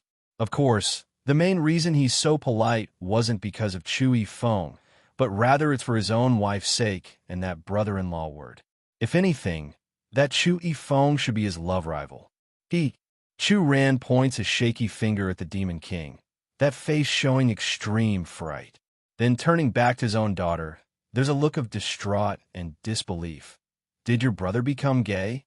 It's not easy for this single dad to raise a pair of children, and now his own son's being stolen away by another man. But then something was better than nothing. At least his boy now has a partner instead of being a solo all his life. Just when Chu Ran desperately tried to convince himself that it's okay for his son to be that way, Yi's irritated voice decides to cut and shatter his distasteful illusion. What nonsense are you going on about, Pa? My old bro is a normal and straight guy. Shooting a hard stare at this silly father of hers, the girl honestly didn't know what to do with this man-child. Showing a pleasant face after turning to Deet Song. Brother-in-law, don't get me wrong. I only helped my brother pursue Bai Yin because he forced me to. It's not voluntary. Chuckling at that obvious lie, the Demon King didn't care and happily accepted the verbal bribery. That true? Of course. Chu Yi's eyes grew bright at the catch. Bai Yin recognizes you, so then of course you are my brother-in-law. Me and her are like sisters, closer than blood even. So that makes me your sister-in-law. Yet somehow Deet Song didn't want to admit this sister-in-law. Seeing how unmoved her idea was to the other side, Chu Yi knew she had to take out the big guns. Biting her lower lip, and we'll be family not just in name, but in reality. Bai Yin has already promised to let me marry her brother Bai Xiao. The boy himself wasn't here anyways. Regardless of what she says, Bai Xiao wouldn't know, so it's a good trade to coerce Deet Song into getting revenge on these people. For someone that's recognized as a Dumba-klutz, Chu Yi sure knows how to pick her targets. Demon King Deet Song, 6. Want me to kill this group for you? Deet Song only needs a glance to read what this girl has schemed. Chu Yi desperately nods. I can help you, but in the future you cannot help your brother in any way. Pausing in his words, he makes an awkward cough to clear that throat. Also, you must help me convince Yin Yin to give me a litter of little foxes in the future. Chu Yi vehemently nods her head this time around. Don't worry, brother-in-law. I will definitely stand on your side and not help my brother. If Chu Yifeng were to hear the girl's blasphemous words, then he would surely cry foul and that he raised a traitorous sister. But then while they're having the conversation, that group of attackers had come flying at Deet Song for a second time without warning. Instead of simply sweeping away these foes like the previous, he unleashes a wave of flame that instantly engulfs the group. For a time, screams of terrible pain could be heard from those burning pyres on the floor. Towards this scene, Chu Yi inherently gulped at that overwhelming power. It's no wonder Bai Yin chose him. That strength is superior to even brothers. Are you Bai Yan's husband? Xiaoqin's father? Showing a shocked and stunned face, Chu Ran finally got it now and understood who this powerful silvery-haired man was. Before he never connected the link between Deet Song and Bai Yin. After all, it's no secret his son tried pursuing the woman before. Therefore, this Demon King had no reason to save himself or his daughter. But apparently his dark side had gotten the better of himself. Where is Bai Yin? Deet Song asks again after noticing the extra attention from the man-child. Igniting the fear in his heart, Chu Ran makes a flustered face at the thought. Bai Yin went back to the medicine sect, and I heard these people say they also sent other powerful masters over there. I fear she might have met them along the way and is in danger. In that second, an extremely thick and suffocating aura seeped out of Di Tsang's body, making everyone nearby extremely uncomfortable. Not waiting for Chu Ran to say the second sentence, that purplish figure has disappeared from the sky, behind leaving nothing but empty space and a bristling gust of wind due to that flash step. Pa, is it true about what you just said, that Bai Yin is in danger? Tugging at her old pa's sleeve, Chu Yi sounded urgent and distressed. I'm afraid so, Yi. This man's strength is not low. If he can catch up to her, then things might not be as bad as I think, but he's afraid that the guy wouldn't make it in time. Then the worst might just come to pass. No, he will definitely make it. Tightly clenching her dainty fist, Chu Yi kept comforting her own heart by chanting this. Perhaps the spell worked because her mood did get a bit better afterwards.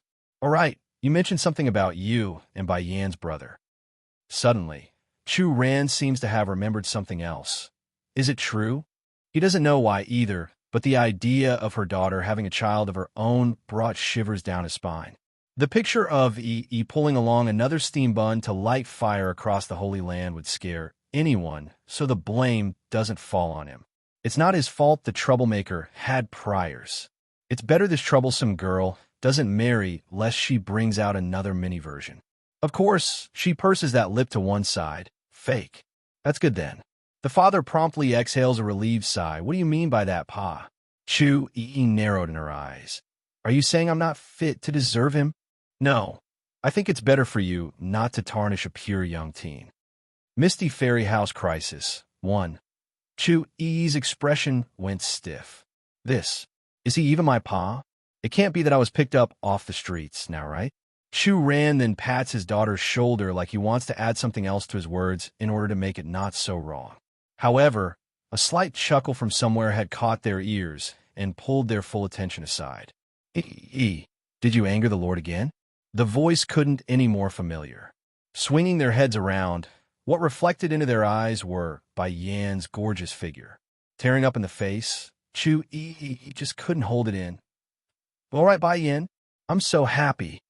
Sister Yi, popping his little head out from behind his mother's back, Bai Xiaoqin's cuddly face had on a big, giant smile.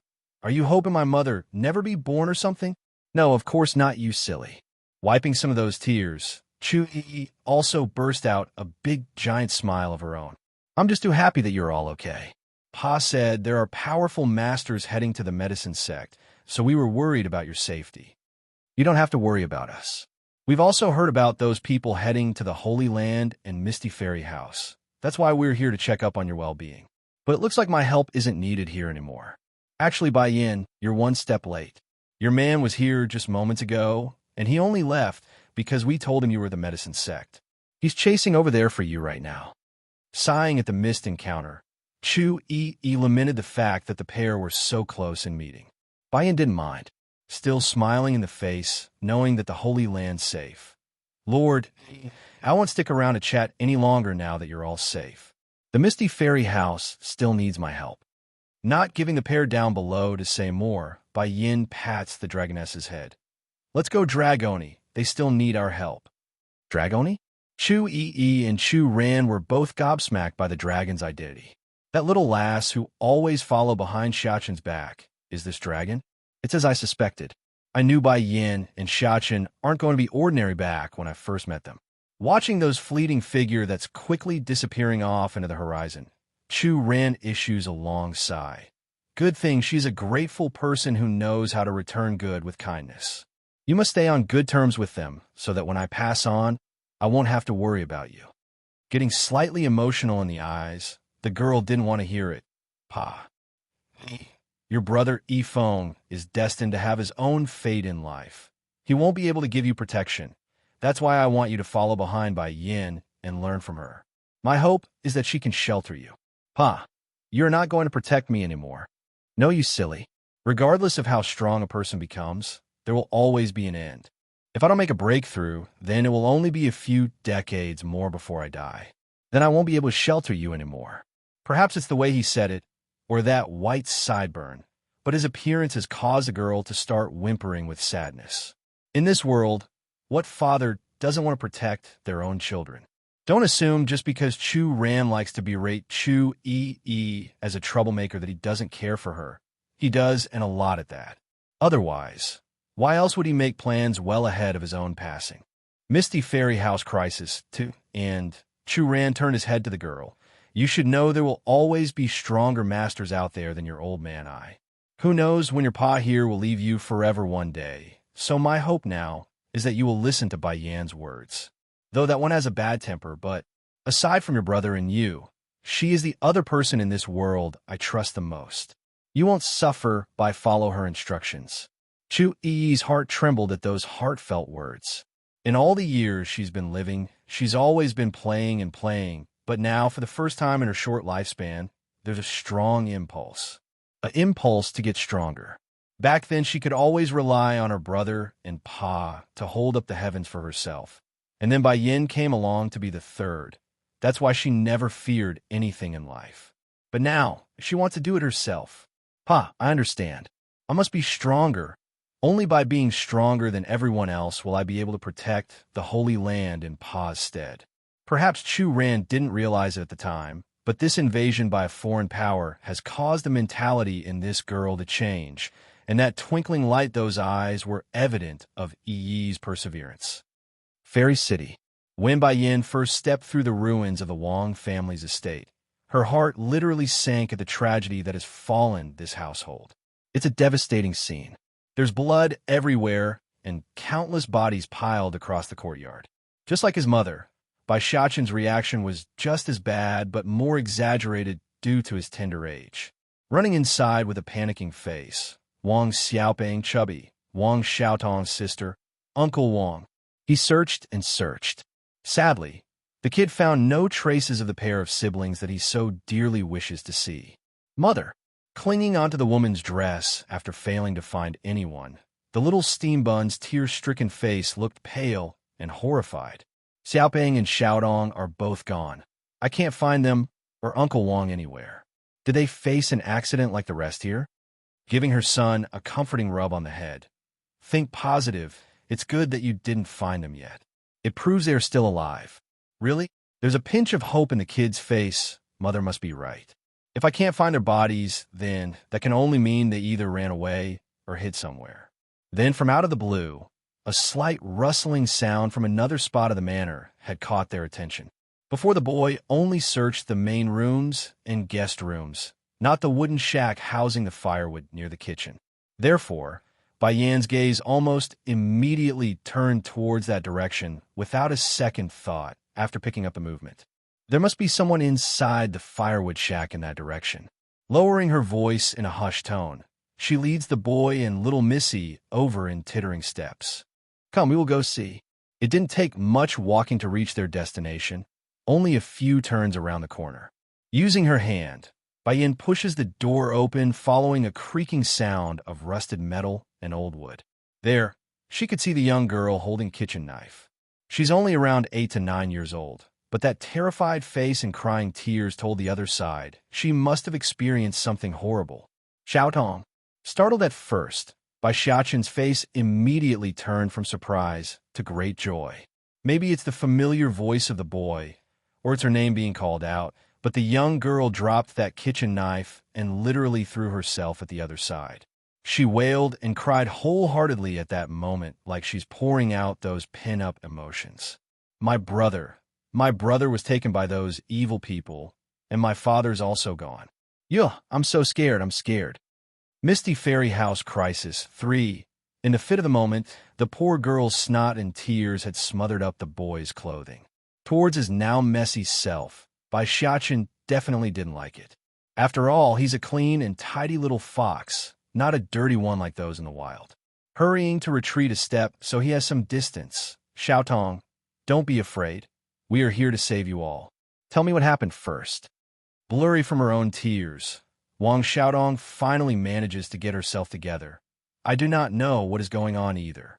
A group of evil men just barged into my home before and demanded my father to open the gate into the Misty Fairy house.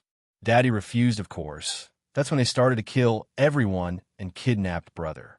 It was Daddy who hid me in the firewood shack, so when I heard someone coming back again, I got scared and made that noise earlier.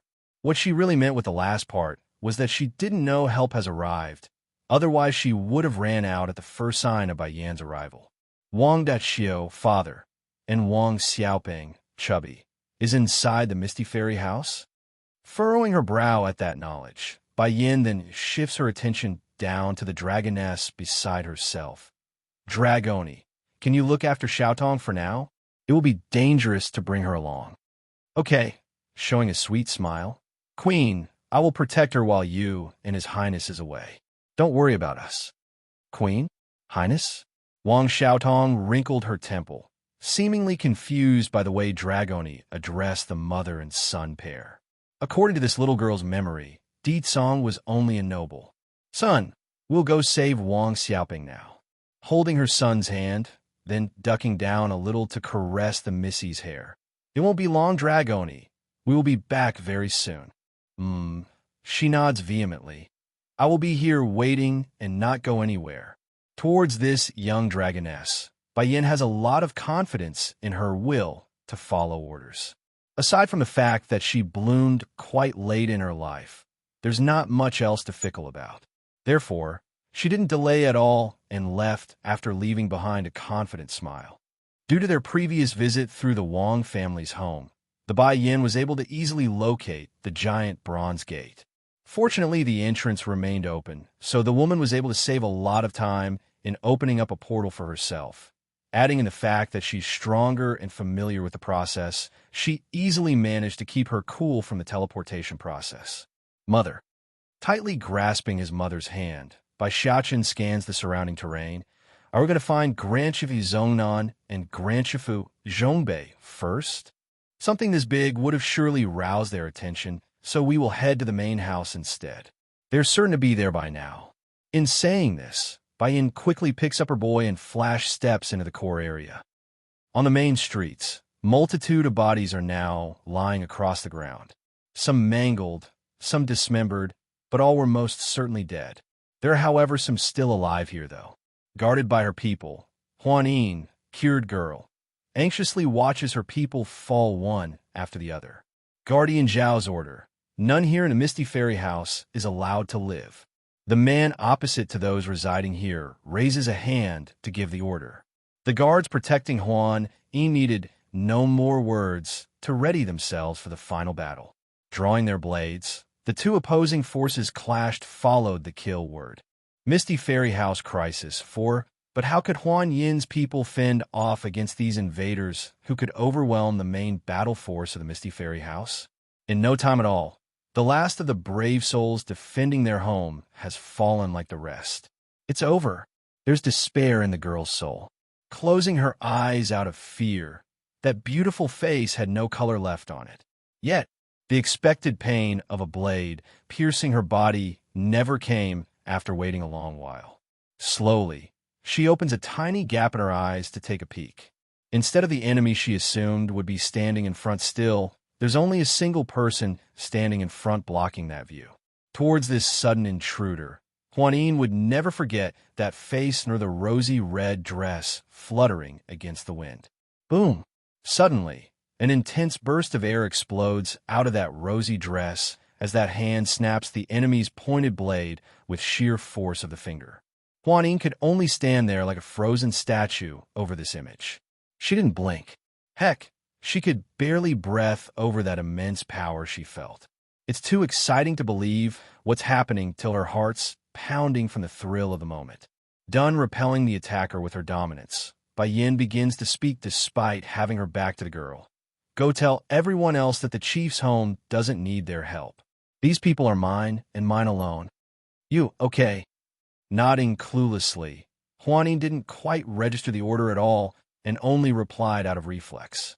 Then watching that extraordinary female flying off to confront the enemies by herself, the girl finally came back to her senses after that dullish daze.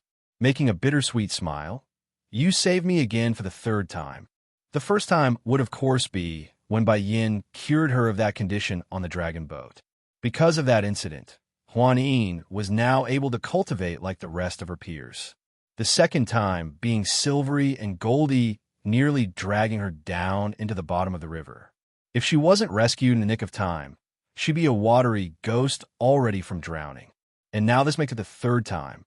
Miss, the last surviving guard, struggles over and weakly asks, "Should we go over to the chief's home and help?" Huan Yin shows a frown. "Do you not see the strength of these attackers? If we go, then it's no different from throwing away our lives. But we're going back to tell everyone. The chief's home doesn't need our help." She believes her. One for being able to repeatedly bring forth miracles, the other being that Bai Yin was the granddaughter of Chief Wu Wei. If she claims to be able to handle this, then Huan Yin won't doubt it. Thinking up to here, the girl didn't dwell on the matter and directly turns around for the other way. At this same moment, there's a smell of smoldering char hovering around the chief's estate. Zhongnan and the other elders had made a protective circle around Chief Wu Wei's family. Due to this reasoning, the wife and son was able to escape danger despite having so many enemies here. "Father, who are these people? Why did they come make trouble at the Misty Fairy House?" The womanizer known as Sun Huan II asks his old man the chief for some answer. He's very agitated and nervous, so he didn't think twice about what to say. "Did you rob their daughter, or did you sleep with their wife? How can they attack us in such force otherwise?" Nearly throwing up blood at those damnable words, Chief Wu Wei really wants to pry open his second son's head to see if there's only rocks in there. Damn it, why did I give birth to this blasted boy? Does he have shits for brains or something? How can he ask his old man such stupid questions at a time like this? "Quit your yapping, boy. If you keep spouting nonsense, then I will tear that mouth off." A seep of exasperated anger filled Chief Wu Wei's voice. Puckering his lip to one side in discontent, the womanizer clearly didn't like that. "I knew I should have gone with Bai Changfeng that day. At least in the medicine sect, I will be treated well, instead of wiping your ass like this here now." You, shaking all over from the frustration of having this blasted boy. "What did I do to deserve this, son?" Misty Fairy House Crisis 5 Clank.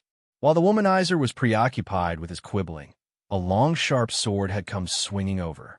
In the urge of the moment, the older brother Yin Feng did the only thing he knew how and raised his own blade to fend off the attack.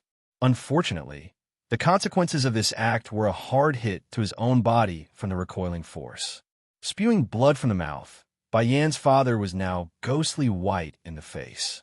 "Yin Feng, Jun Tian, you mother," exclaims in great fright, "don't worry about me and my husband, you all go protect my sons."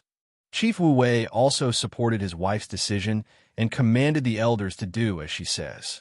"Didn't you hear my wife? Go now." Not able to refuse the order, the remaining elders could only evacuate to the two young lords' side. There were some other forces coming to help, but somehow the numbers have sharply dropped in the past couple of minutes. Now, there's only the remaining half of the original fighting force of the main household. Ha ha ha. Guardian Zhao starts cackling with laughter after seeing the crumbling line of the defenders. "But Chief Wu Wei, are you still waiting for reinforcements to come? I got bad news for you, though. The rest of the powers in the Misty Fairy House should have been killed by my people already, and I also sent some powerful subordinates to the Dragon Clan here. I speculate all of them are dead by now. So," the person sneers with sarcasm, "there won't be anyone coming to help you." "Oh, is that so?" Right when Guardian Zhao was being so confident while divulging his own plan, this quaint yet ridiculing voice decides to cut down from above. It's all too familiar to those from the Misty Fairy House, so they all looked up in shock. "Yenner, Xiaqin?" Yin Feng nearly lost his soul upon recognizing who it was. "Why did you two return? Leave. Hurry and get away from here." Not moving from her spot up in the air, Bai Yin stares down at the group of enemies like she's found her prey. Yenner. Seeing the disobedience, the poor man literally puked a mouthful of blood due to the urgency. He's about to lose it and stumble backwards. "Father." Bai Yan's dampened expression finally cracked at this change. Showing a slint of panic, she dives down with her son in tow. "Grandfather, are you all right?" Blinking innocently, Bai Xiaqin's voice carried a tone of worry when he asked after landing. Despite the incessant coughing, Yunfeng desperately clasped onto the child's shoulder. "Xiaqin, you must listen to grandfather here. Take your mother and leave here before it's too late. Yinner, Yin Feng is right. You shouldn't have come back. Jun Tian you makes a bittersweet smile and comments as well. Does the heavens not want our misty fairy house to live? Bai Xiaoqin had wanted to explain the situation to these desperate family members. However, an urgent yet excited voice had caught the boy off guard. Xiaoqin, did you come here to save us? Following source, the boy soon saw who it was. Hiding in one corner was Wang Xiaoping, one of the few friends Bai Xiaoqin had in this world. Are you alright, Xiaoping? Where's Uncle Wang? Misty Fairy House Crisis 6. Oh, my old man's hurt and can't move from the bed. But don't worry, he's not going to die. Then what are you doing here? Bai Xiaoqin frowns and asked with an exasperated voice. What is Xiaoping doing here and not taking care of Uncle Wang if he's injured? I wanted to see if I can help in any way. Hanging that head, the chubby makes an apologetic face. If he hadn't been caught by these assailants, then his old man wouldn't have opened the gate to the Misty Fairy house, nor would there be a river of blood. Well, that's what this chubby assumed in his little head anyways. But in truth, that's not the case. If Wang Deqiu didn't open the gates, then these invaders would have killed the chubby and his old man. Afterwards, they could easily open the gate through other means regardless of their cooperation, just that it would take some extra time. Yinner Xiaoqin. Yin Feng's injury starts acting up again, causing him to cough harder than before and pulling the pair's attention over. You Fumf, he coughs again when trying to speak. Knowing the issue, Bai Yin takes advantage of the timing and pops a pill into her father's mouth. The effects were fast working. Merely seconds later, a warm current could be felt circulating across the organs and veins, healing and mending whatever damage the last blow has caused that body. Father, the Holy Land and Medicine sect also suffered the same crisis as the Misty Fairy House. What? Yun Feng exclaims at the knowledge. Struggling to get up using his own sword, he turns to ask with worry on the face. Then what about my in-laws and those 3 old heads from the Holy Land? Are they okay? They're fine, father. Do you think I'll be here otherwise? She gives a reassuring smile before turning around to confront the leader of this bunch. Guardian Zhao didn't miss the conversation considering how good his hearing was. Though he's greatly surprised by the content, his darkened mood did quickly recover after thinking it through. The one in charge of conquering the medicine sect was Wu Yu of the Wu family. If what this woman claimed is true, then wouldn't Elder Wu Yu be defeated or killed? That's impossible. Yes, this blasted woman must have snuck away and is spouting lies in order to bide time. The other 2 parties must have finished with their job already. Foolish lass, lying is not a good thing. The Holy Land and Medicine sect is already our Wu family's territory, and this Misty Fairy house won't be an exception. Guardian Zhao sneers at the crowd across from himself like he's superior to them all. Heck, that face was downright holding Bai Yin and the rest in contempt, disdain even. Son, you take care of your grandfather while I go finish up the fighting. Tossing the family to her son to take care of, Bai Yin didn't wait at all and disappeared in a flash. Based on the reaction speed of this arrogant bastard, Zhao was clearly inferior to his peer back at the medicine sect. Therefore, the man didn't even realize it when a blade had come swinging over. All he knew was that his throat felt a slight sting, and that's when he lost all levels of control. For those watching either from below or to one side, they were all blown away by how fast the battle ended. It wasn't some huge explosive fight, merely a single slice by the woman across Guardian Zhao's throat and a rainfall of blood. Guardian Zhao is dead? The hearts of these remaining invaders all shuddered at this notion. There's only one word in their head right now, and that was to run. Watchdog. They all scattered at the sudden turn of event. However, Bai Yin wasn't going to let these fleeing cowards off for what they've done. In raising a hand, countless wind blades instantly materialized out of thin air in pursuit of the targets they were assigned. One by one, the blades shred through their assigned target and peppered them with holes. In the end, not a single enemy managed to escape. Chief Wu Wei was shocked by this amazing display of power and control. This is my granddaughter, Yun Feng's daughter. Yinner, it's the woman's own father who spoke up first. Slowly coming over, Yin Feng reveals a faint smile of joy at his own child's achievement. You girl, when did you grow this strong? You nearly scared me to death, just now you know that? Father, faintly showing a smile of her own, Bai Yin felt warm and kind despite the carnage she unleashed mere seconds ago. My strength is nothing still. In order to find my mother, I still have a long way to go. But no matter how difficult the road was, she won't give up. Yun Feng's heart quivered at the thought.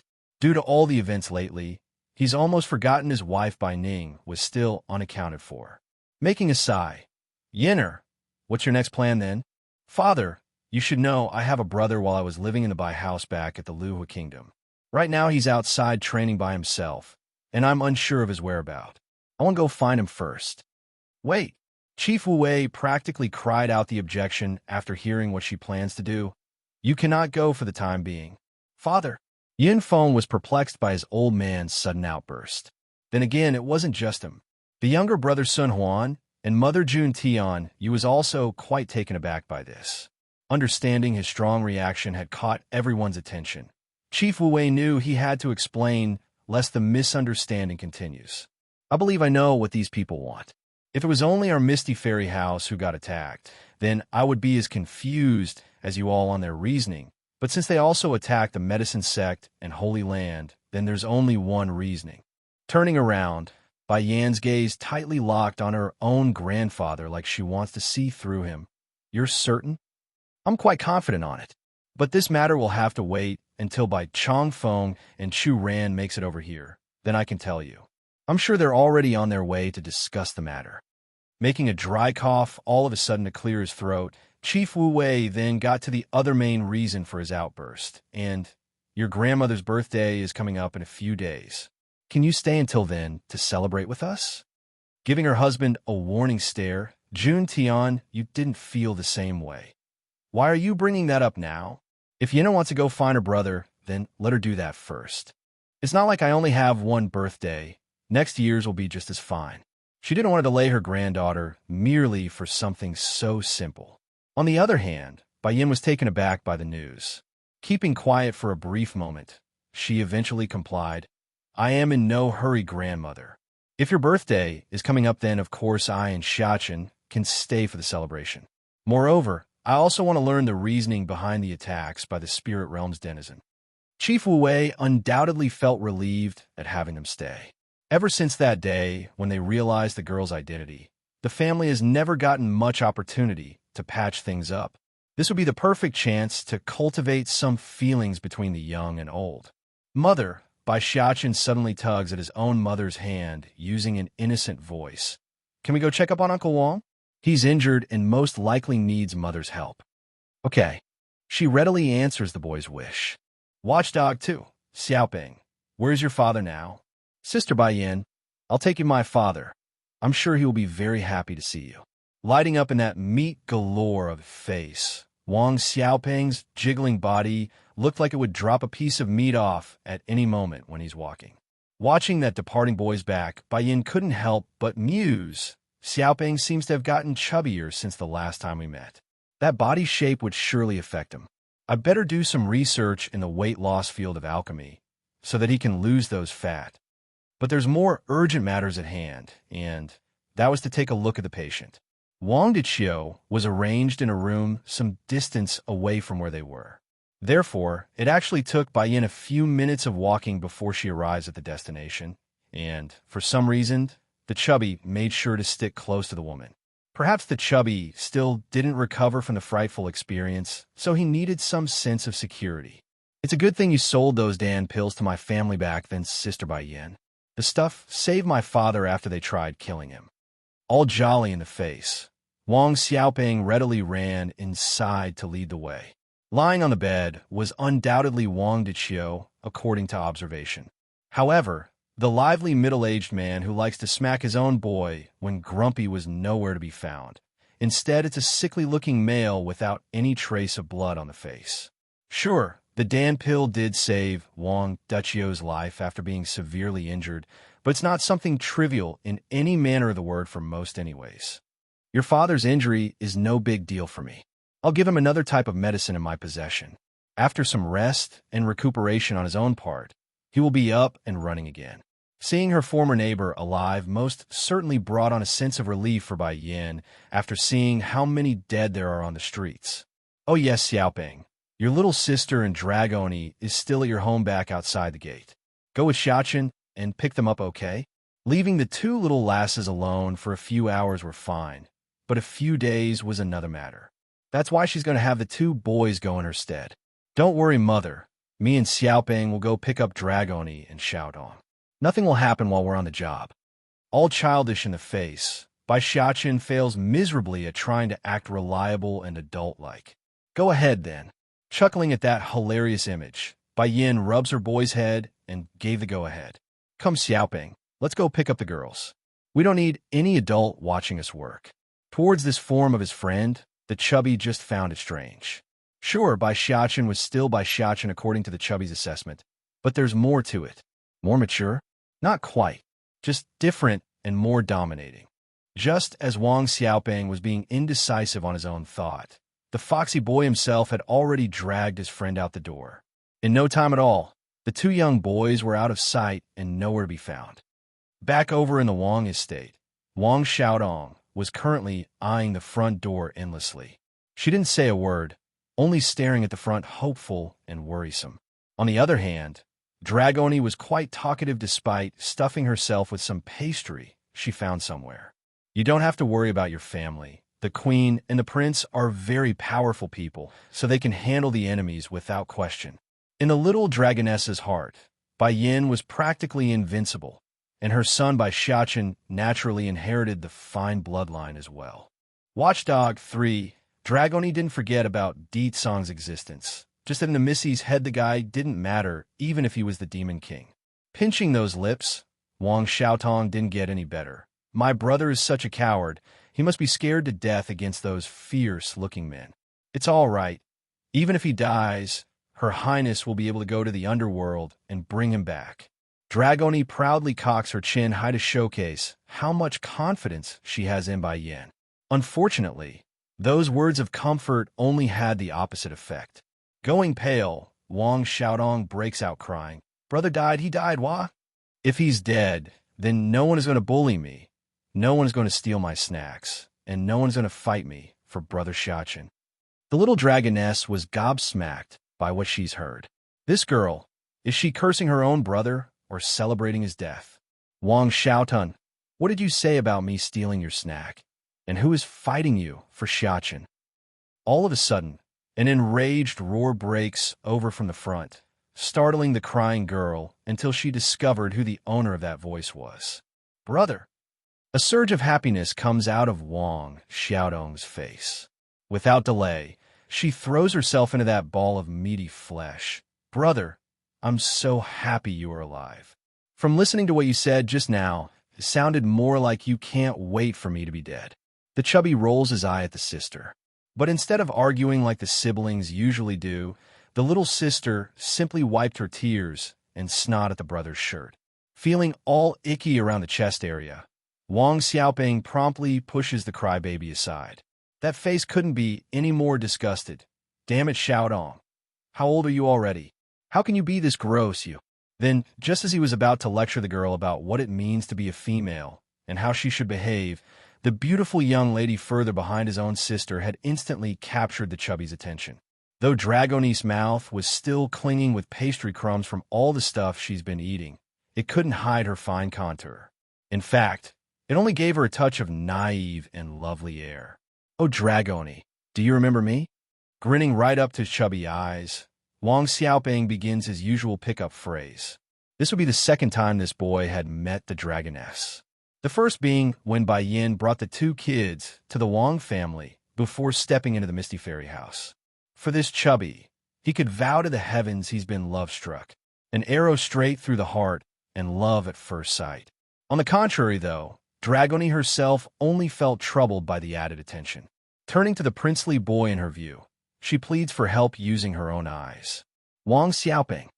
Bai Xiachen swiftly cuts in between her friend and the girl, pushing the chubby a bit back like a mother hen. You already have a little sister, so you are not allowed to hit on mine. One is not enough for you? Boss, you don't understand. This is what you call a helpless act. Once you grow up, then you will understand. Wang Xiaoping then makes a heaving long sigh, just like those adults do when discussing certain topics of love. Prince, Dragoni didn't care about the extra around herself. She only wanted to fill her tummy at this moment. In order to rectify the problem, she turns to the little steam bun for help. I'm hungry. Can we go get something to eat? Easing up at the plead, Bai Xiaochen still shot a warning stare at his own friend before turning back to the Missy. Don't worry, Dragoni. We can go into the Misty Fairy House first. There's a lot of fine food in there. Watchdog 4, he's not a 5-year-old child anymore. He's almost 7 this year. That means he needs to stop pestering his own mother day in and day out. Instead, what he needs to do was to become his mother's intimate little cotton wool. Even if the food outside wasn't all that great, it would suffice if it would cause less trouble. Wang Xiaoping had a look of dismay on his chubby face. Boss, you are trading friendship for love. What is trading friendship for love? Are you referring to me only having mother in my eye like how batty father likes to ignore me? All puzzled in his cute little face, Bai Xiaochen didn't understand what he's doing wrong. If that's the case, then I admit I am. Dragoni is my little sister, so of course I'll look after her first. The poor chubby was absolutely thrown off his feet by his friend's openness of betrayal. He's always under the assumption that he knows about the interrelationship between the two sexes, but he seems to have forgotten something crucial. The chubby himself was only a few years older than the little steam bun. In terms of understanding love, he's far from it. The portal into the Misty Fairy House still hasn't been closed yet, so there were no obstacles when the kids made their way back over. It's just that the chubby clearly felt somewhat left out after the group decides to go take a stroll around the streets for food.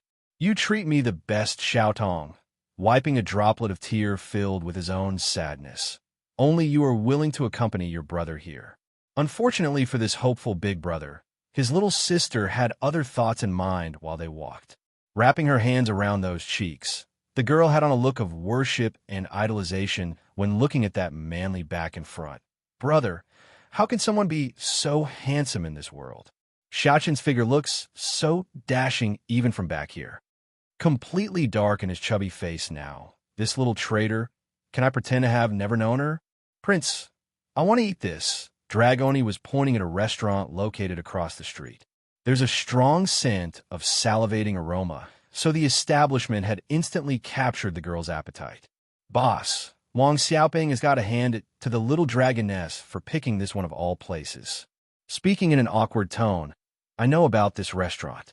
Because of the cook's skill, the food here is extremely good.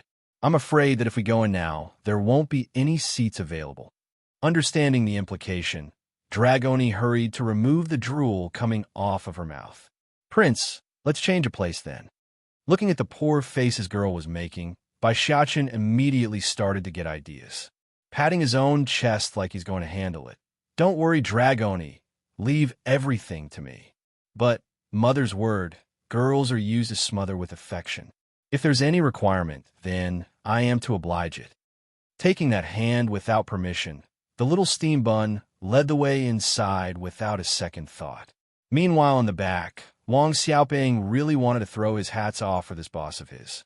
That sort of smooth talking went beyond anything he could manage. Heck, it's leagues ahead of his old man's usual attempts as well. Che, when did the Dragon Cove restaurant become so low class? Even a guard dog is allowed to come in? It's right after the kids enter the restaurant that this derisive comment shot out. Where's the dog? How come I don't see a dog? All confused and curious, the chubby scans the area for signs of said dog. Ha! A burst of laughter rocked the restaurant, their voices filled with contempt. The Wang family must be filled with idiots. Your family is in charge of watching our door, so of course you are that dog. Watchdog 5. This time Wang Xiaoping had no illusion about who that person was referring to now. Angry and somewhat embarrassed, the chubby immediately turns to glare at the outspoken man.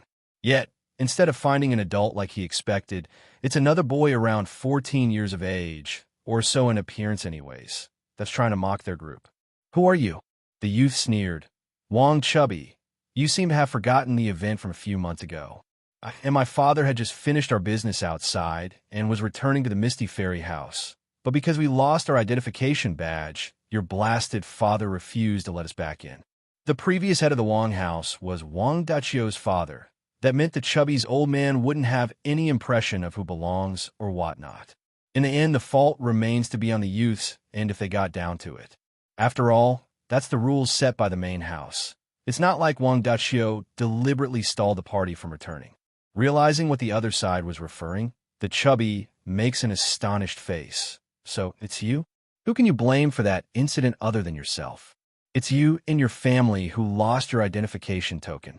We only follow the rules. Impudent. The youth slams the table and jerks up. Your Wong family is only in charge of watching the gate, a watchdog, and all of us inside the Misty Fairy house are your masters. How dare a dog try to block its master from coming home? If this isn't your family's fault, then who else? Wang Xiaoping naturally didn't take the word watchdog, well, since someone's making fun of his family. Flushing red in the face, the chubby directly rushes the youth and causes the guy to stumble backwards due to the loss of balance. Then, just as the person wanted to react after realizing what has happened, a pair of chopsticks had come flying over and pinning his sleeve to a wall behind himself. This greatly startled the youth in question. As per reflex, the youngster reached over to pull it out in order to free himself. Yet, the unexpected happened. He couldn't regardless of how he tried. This gave the chubby the opening he needed. Coming face first. Who are you calling a watchdog? Your whole family is the watchdog. The youth ends up pointing his free hand accusingly in return out of frustration and inability to move. But then who could have guessed? Another pair of chopsticks had come flying over, nailing his remaining free hand to the wall. Of course, the youth was absolutely outraged by this preposterous situation. Sadly, even when using his strongest strength to rip his own sleeves off, he couldn't, like some mysterious force was reinforcing his clothes. What are you idiots doing? The youth angrily turns to his own personal guards for help. Hurry and come save me. Huh, those bodyguards were stoically dumbfounded. It's just some chopsticks. How can the young master be so weak that he can't even tear some clothes off? Now he wants us to save him? But opinionated thoughts were only just that. Thoughts. They wouldn't really ignore their employer and hurried over for the task. Oddly enough, though, the youth didn't lash out at the chubby as soon as he was freed by his men. Instead, he's searching the restaurant with those burning eyes. Who? Who attacked me in secret?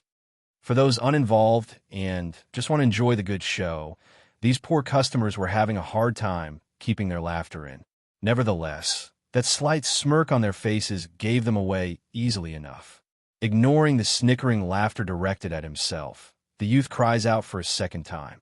Who was the bastard that threw those chopsticks at me? I dare you to come out and confront me.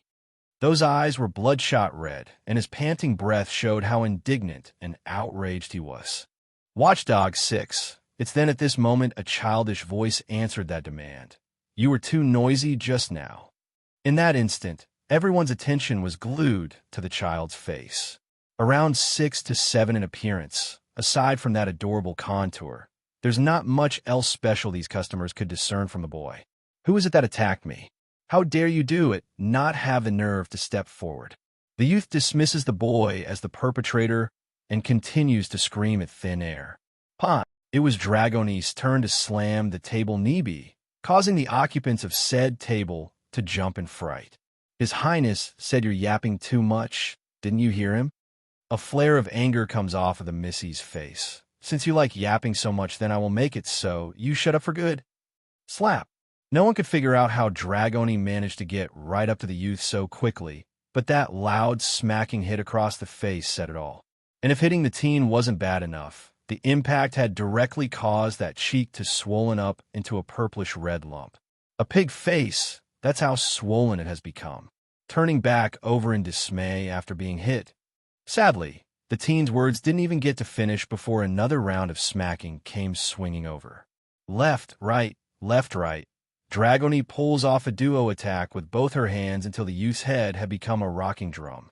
Now one could barely recognize this swollen lump of bruised-up meat as the teenager from earlier. Poof! Suddenly, a mouthful of blood came spitting out of the teen's mouth. Mixed in with plenty of broken teeth in that puddle, No one wanted to look at this painful sight. But apparently this little lesson wasn't enough to scare off the youngster. A jumbled, garbled slew of words came pouring out of that pig face. Obviously, it's some kind of curse word or threat. The guards that came along may not know what their employer was trying to say, just like every other customer in the restaurant, but they could already take a good guess and decides to act as an interpreter. Just you wait, Wong Chubby.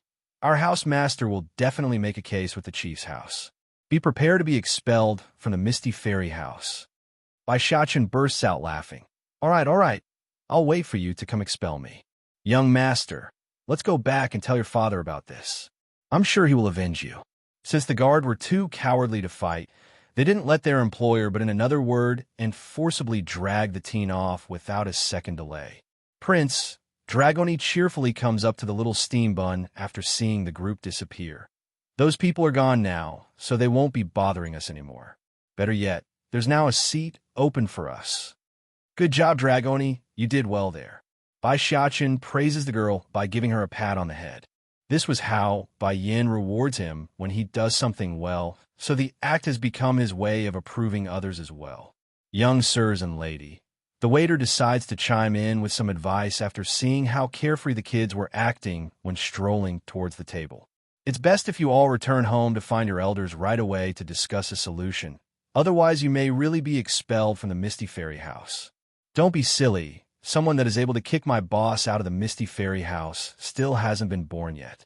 The chubby snorts at the advice and dumps his big ass onto the chair to indicate his decision. It's exactly as the chubby says. Bai Xiaochen was the grandson of the chief's house. If anything, it's the other way around and the youth should be panicking. You must get justice for us. 1. The main estate of the Misty Fairy House. Chief Wu Wei was just in the middle of giving commands to his people in cleaning up the yard when a guard rushed over to interrupt his business. Chief, the Dou family's housemaster Dou Tian requests an audience. Showing a slight frown, the chief's voice sounded annoyed. Did he say for what reason? It sounds like it's related to Wang Daxiu and his son. The guard nervously takes a peek at his liege's reaction. It's no secret that it was Wang Daxiu who allowed those from the spirit realm to enter the Misty Fairy House unhindered and caused a bloodbath. But after it became public knowledge that the chubby and Bai Xiaochen has become good friends, any dissent was squashed promptly then afterwards. Forget about getting mad at the Wang family. Simply gossiping behind their back has become something dangerous for those living in the Misty Fairy House. After all, Bai Yan's connection reached as far as the medicine sect and Holy Land. Only a fool would poke at this hornet's nest. Let him in. Though impatient and slightly annoyed, Chief Wu Wei still wanted to know what has happened to warrant a personal visit from the head of family clan here. Yes, Chief. Minutes later, a middle-aged man quickly walked into the yard, followed closely behind by a young man whose face was now a bruised-up mess. It's so bad that it's difficult to make out his actual appearance. Chief Wu Wei couldn't deny he's quite startled by that pig head of a face from someone oh so young. Hurrying to ask the reasoning. What's going on here? How'd he get beat to such a state? Chief. Dou Tian grabs his son and got to their knees, their voices pleading. You must get justice for my son here. He was still fine this morning, but now he's become like this because of someone's ruthless attacker. The young man also made some whimpering sound to enforce the claim. If one didn't know any better, it's very likely they would believe he suffered some great grievance. Wrinkling his brow, Chief Wu Wei found this quite troubling. Don't tell me the one who beat your son into this state is Wang Xiaoping, right? Regarding the chubby's outrageous deeds in the past, even this chief himself has heard some of them stories. Now thinking back to his guard's tone when passing the message, he's now starting to believe the plausibility of said claim. Pity, though, this Wang Xiaoping was his grandson's friend. Regardless of the reasoning or what's right or wrong, he has a duty to protect his own, lest he destroys the last strand of bond he is left with by Yin and her son. The matter with the eldest Yin Feng still hasn't been settled yet, so this chief doesn't want to add any more incriminating factors to his own case. He's already on the last stand before being abandoned by the whole family. No, said Dou Tian, biting his teeth through and through. The one who harmed my son is a little girl. I suspect this evildoer has a purpose in mixing into our Misty Fairy house. Chief, we must subdue this girl, not just for my son's safety, but for the Misty Fairy house as a whole. In other words, this man's claim was that single young girl who's barely old enough to be considered a teen in appearance could raise enough threat to harm the entirety of everyone here. Little girl. Chief Wu Wei shows a dull and baffled expression. It wasn't Wang Xiaoping, but a little girl of unknown origin. Do Tian, can you have your son identify the girl then? That's not a problem, said the man. I'll send my people to go find that little girl, and then... But before this person could finish his delighted words, a childish voice had cut him off from afar. The Misty Fairy House's #1 restaurant doesn't live up to its name. Compared to my mother's cooking, it's too lacking.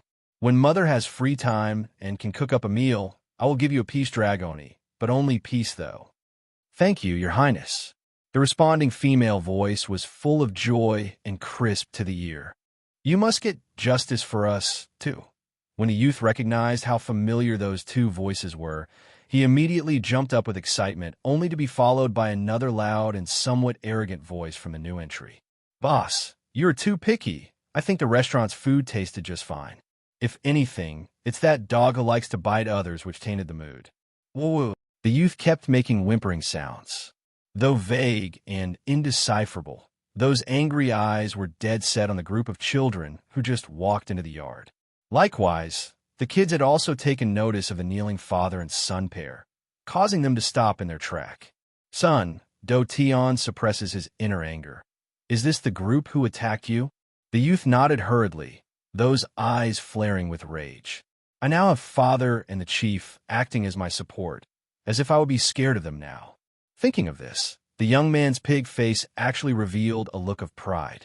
Cocking that messed-up chin, he arrogantly glared at the children like he's about to step on some insignificant ant. Bai Xiaochen, on the other hand, could care less what the other side thought or wanted of him. Showing an innocent and bright smile, the little steam bun hurriedly ran over to the chief's side and tugged at the grandpa's sleeve. Great-grandfather, I'm so happy to see you. Now that's what you call a bullseye. Chief Wu Wei literally felt his bones melting away from that word. Seriously. Only the heavens would know how miserable he's been since that day, where they discovered the goddess was no more than a fraudulent maid. Not only has his two sons and wife been ignoring him the entire time since then, Bai Yin still hasn't recognized him as her grandfather yet. Thank goodness, at least someone in this family recognizes my status. Chief Wu Wei cries tears of joy at the sudden achievement he felt.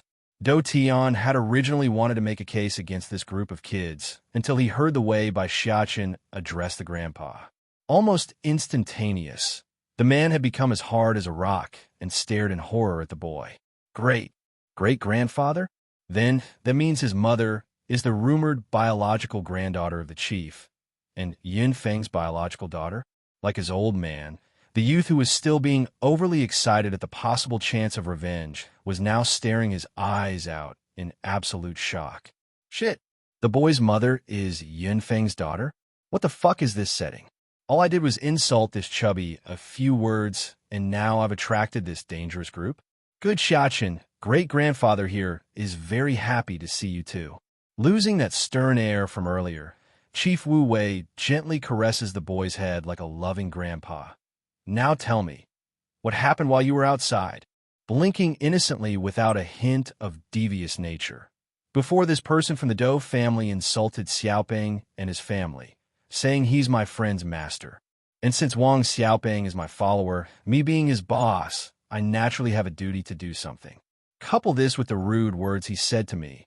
Dragoni went ahead in my stead to teach him a lesson. Although Wang Xiaoping was older than this little steam bun by a few years, it doesn't mean anything. As long as the chubby recognizes the boy as the boss, then he's the boss. Strength has no age limit. That's a rule everyone recognizes in this world. Chief Wu Wei's expression promptly got cold when turning around to face the pair of deceitful liars. Did that happen, as my boy says? Do Tian knew they were screwed now. Forcibly dragging his son back down to the floor, the man shakes profusely, for he knew what awaited them both for creating this fiasco. You must get justice for us three.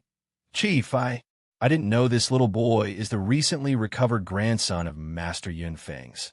I implore your lordship to have mercy on our ignorance." Banging his head against the floorboard, the man known as Do Tian quickly forced his own son to do the same after seeing how cluelessly dull the teen was acting. "You brat, how dare you provoke Sir Xiachen here?" Quickly apologized to him. After the initial kowtows, the man also attempted to soothe the mood with that so-called charming smile of his. "Sir Xiachen, you lectured my son well. This brat here only knows how to go make trouble outside day in and day out. It's a blessing for me and my clan that you would have your maid discipline my son in our stead." Originally, Do Tian only wanted to flatter and kiss up to the boy, but his words weren't thought out very well and hit a bump instead. "Dragoni isn't my maid, she's my little sister." Bai Xiachen clearly sounded upset in his voice. "If you keep talking nonsense, then I will have great-grandfather here tear your mouth apart." Shuddering with great fright, Do Tian looked dangerously white because he never expected this mistake. It couldn't be helped. He never heard of Bai Yin having a daughter, only a son according to the rumors floating out there. "I deserve to be hit. I said the wrong thing." To prove his sincerity, the man actually slapped himself rather hard. Right away, that face had swollen into a bumpy bruise like his son's. Unfortunately for the other side, Bai Xiachen's temper still didn't let up. Turning away, the boy didn't want to look at them. A humph. Chief Wu Wei makes a dry cough to clear up his throat. "Oh, all right, Do Tian, didn't you say you wanted me to get justice for you? How do you want me to help? You also said little Dragoni here is a threat to everyone in the Misty Fairy House and needed me to dispose of her. Is that what you want?" The housemaster of the Doe family really wanted to throw himself into a hole and never come back out right now. Misunderstanding. This is all a big misunderstanding. Partly true, it was a huge misunderstanding on his end for not investigating first. If this Do Tian had known the one who beat his son silly was the grandson of Yin Feng and great-grandchild of the chief, then he would never show his face around here, let alone have the guts to come demanding justice. Misunderstanding. Chief Wu Wei chuckles coldly to emphasize his displeasure. Your misunderstanding really is a big one. Are you planning to say my home here is a threat as well? Collapsing to the floor and unable to get back up, Do Tian felt despair at what the chief meant by that last comment. It's pretty much a death sentence for his clan, even if they do get out of this unscathed. Who would ever use them again? Who would ever cooperate with them again? None, that's who. No one would want to work with the Do family again. Xiachen. Chief Wu Wei changes his attitude to a nice one again when turning to the boy. "How do you want to punish this pair? I want that team from the Do family to be Wang Xiaoping's follower." Biting his nail, the little steam bun flickers with light in those eyes like he's scheming something evil. "That's a good choice. Now what about the other one?" "Great-grandfather. You said his name is called Do Tian?" All smiles there. The boy's words somehow sounded ominous despite it being all cheerful. "I think it's rather unsuited for him to have such a mighty name." Note, Do Tian in Chinese means challenging the heavens, ruffling the boy's hair. Then what sort of name do you think is suitable for him? Let's call him Can't Beat a Bug. If he can't even beat a bug, then what good is it for him to have a name like Do Tian? Chief Wu Wei couldn't keep up with the boy's logic. This name, why is it so strange? But then since his great-grandchild has spoken, he as the adult wasn't going to disagree. Okay, from now on he will be renamed Can't Beat a Bug. Now that's what you call suffering. Do Tian's reputation would surely become ruined after this joke becomes widespread. Looking down at the son who's responsible for his own misfortune, the man grew vicious. "Just wait until we go back. You must get justice for us, for if it weren't for this brat, then I wouldn't be so miserable. Can't beat a bug. Did you not hear my words?" Bai Xiachen furrows up his lovely brows. "He is from here on forward Xiaoping's follower. What makes you think he can follow you home?" Turning to his friend, Xiaoping, "Give him a name." The chubby actually crumpled up his face over this dilemma. Apparently, giving someone a name was too difficult of a task for this kid. But an idea did come to him after a minute of struggling. "Oh, I know.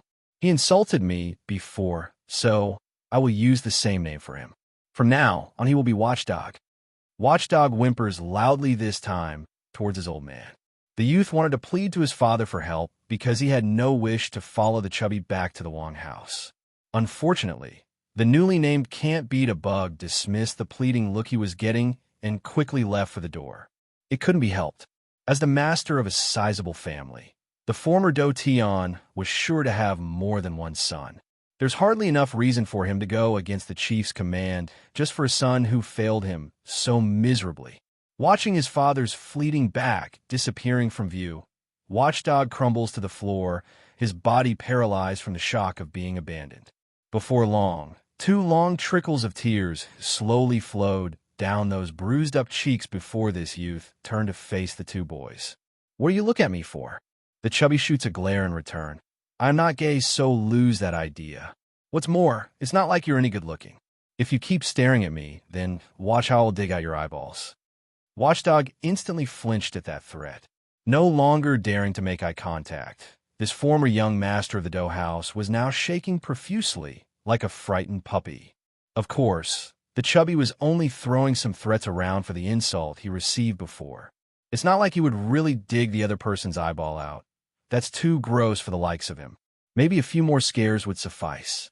"Watchdog, from now on you are my follower. If I say east, then you must go east. If I say west, then you must go west. If I say laugh, then you can't cry. Understand?" As the old saying goes, one must lower their head if living under another's roof. Hearing the order, Watchdog hurriedly nodded his head to indicate he understood. "Good, very good. Now show me a smile." Wang Xiaoping looks down at the dog in front of himself like he's looking at a pet. Sadly, the act only had the alternative effect of disgusting the chubby. A pig face smiling to him, as if that would be decent to the eye. If anything, it might make him gag instead and have nightmares during the night. "Oh, forget it. You'd better stick to crying lest I be scared to death by your face." Patting his own chest, the chubby makes a face like he still hasn't recovered yet from the shock. Ignoring the over-exaggerated play his friend was making, Bai Xiaochen turns to the grandpa instead. "Great-grandfather, where's my mother?" "Oh, she's in the backyard with your great-grandmother." "Okay," nodding at the answer. The little steam bun led the way by holding hands with the little dragoness. "Dragoni, let's go find mother." The girl followed along without any protest, as usual. A clever move by her, of course. However, the chubby in the background, on the other hand, wasn't so happy. For some reason, he's got this notion that he's been abandoned by his boss. As the madam of the house, Jun Tianyu's birthday banquet wouldn't lose out to Bai Chongfeng's in any way. And since they have now learned of Bai Yan's past and who she's close with, the Lan family was also naturally invited, pushing this adopted family into the envious limelight for a second time. "You must get justice for us, 5. This was especially true for those who mocked Bai Yan's adopted mother Lan Yu. If not for that kind-hearted woman who took an orphan girl, the Lan house wouldn't be so glorious today, nor would they be able to benefit from the connections they built. What's more, the world only saw the good parts of this relationship. None bothered to think about the terrible times Bai Yan had to endure when Bai Ruo orchestrated the wretched reputation and the fact she had to single-handedly give birth in the wilds. Great-grandfather. Even from far away, Bai Yin and her son could see the members of the Lan family coming over. But as a child, Bai Xiaochen naturally couldn't wait and made a run for old Lord Lan's leg. This immediately shattered the stern and harsh expression on the old grandfather. "Xiaochen, it's only been half a year and you're already so tall." Clinging to the leg, then to the hand, the boy was absolutely craving for attention. "Great-grandfather, although I now have 3 great-grandfathers, I still miss you a lot." Smiling even deeper in the eyes, the old grandfather just got sugar-coated by those oh-so-sweet, sweet words. "Oh, you're not only taller now, your tongue also got sweeter. How can your great-grandfather I not like you?" Old Madame Lan as well. This grandmother was smiling right into her heart at this sight. But instead of adding more words to the pair's reunion, she's more inclined towards her own sex. "Yinner, how come you are not coming over to let grandmother here look over you?" Warmed by the attention, Bai Yin didn't need to say anything more and moved her legs forward. "Grandmother, how come I don't see my cousins?" "Oh, your cousins didn't come because of another matter. Don't mind them." Amused by the news, Bai Yin could already guess the reasoning. It's no secret her big cousin loves the female queen of the Fengqi kingdom, and since she's currently in the Holy Land, that makes it very probable her cousins are heading over there. Son, bring your great-grandfather and them inside first. I still need to wait here. Don't worry, mother. I will take good care of everyone. Patting his chest, the little steam bun acts all confident like someone trustworthy. Go ahead, then.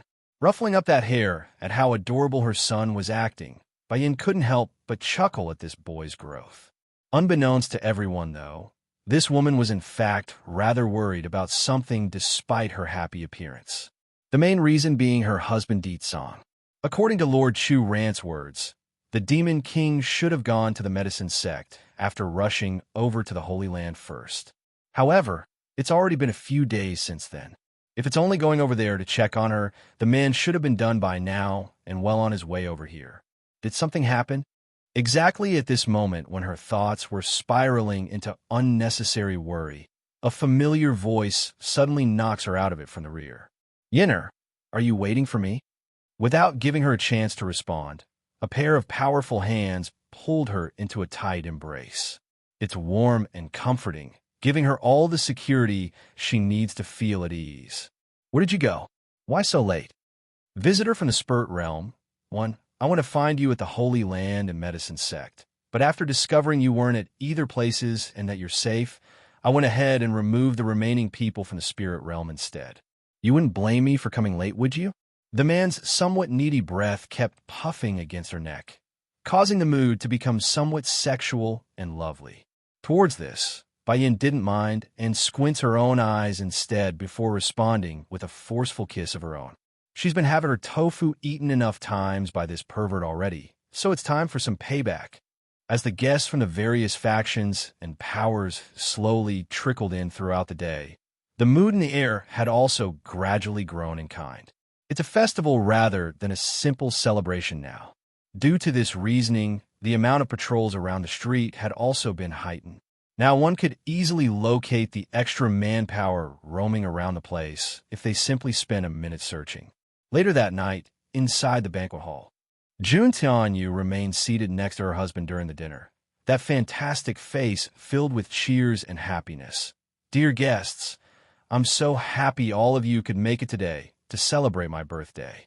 As you almost likely know by now, our family has recently discovered my son has had a child years ago during his last outing. The rowdiness in the banquet hall had instantly been snuffed out, their ears pricked up to listen closely to what this madam had to say. They may have known about Yun Feng recognizing his daughter back into the family, but due to the level of security and lack of information caused by the Misty Fairy House's secrecy, these guests today knew nothing about who the girl was.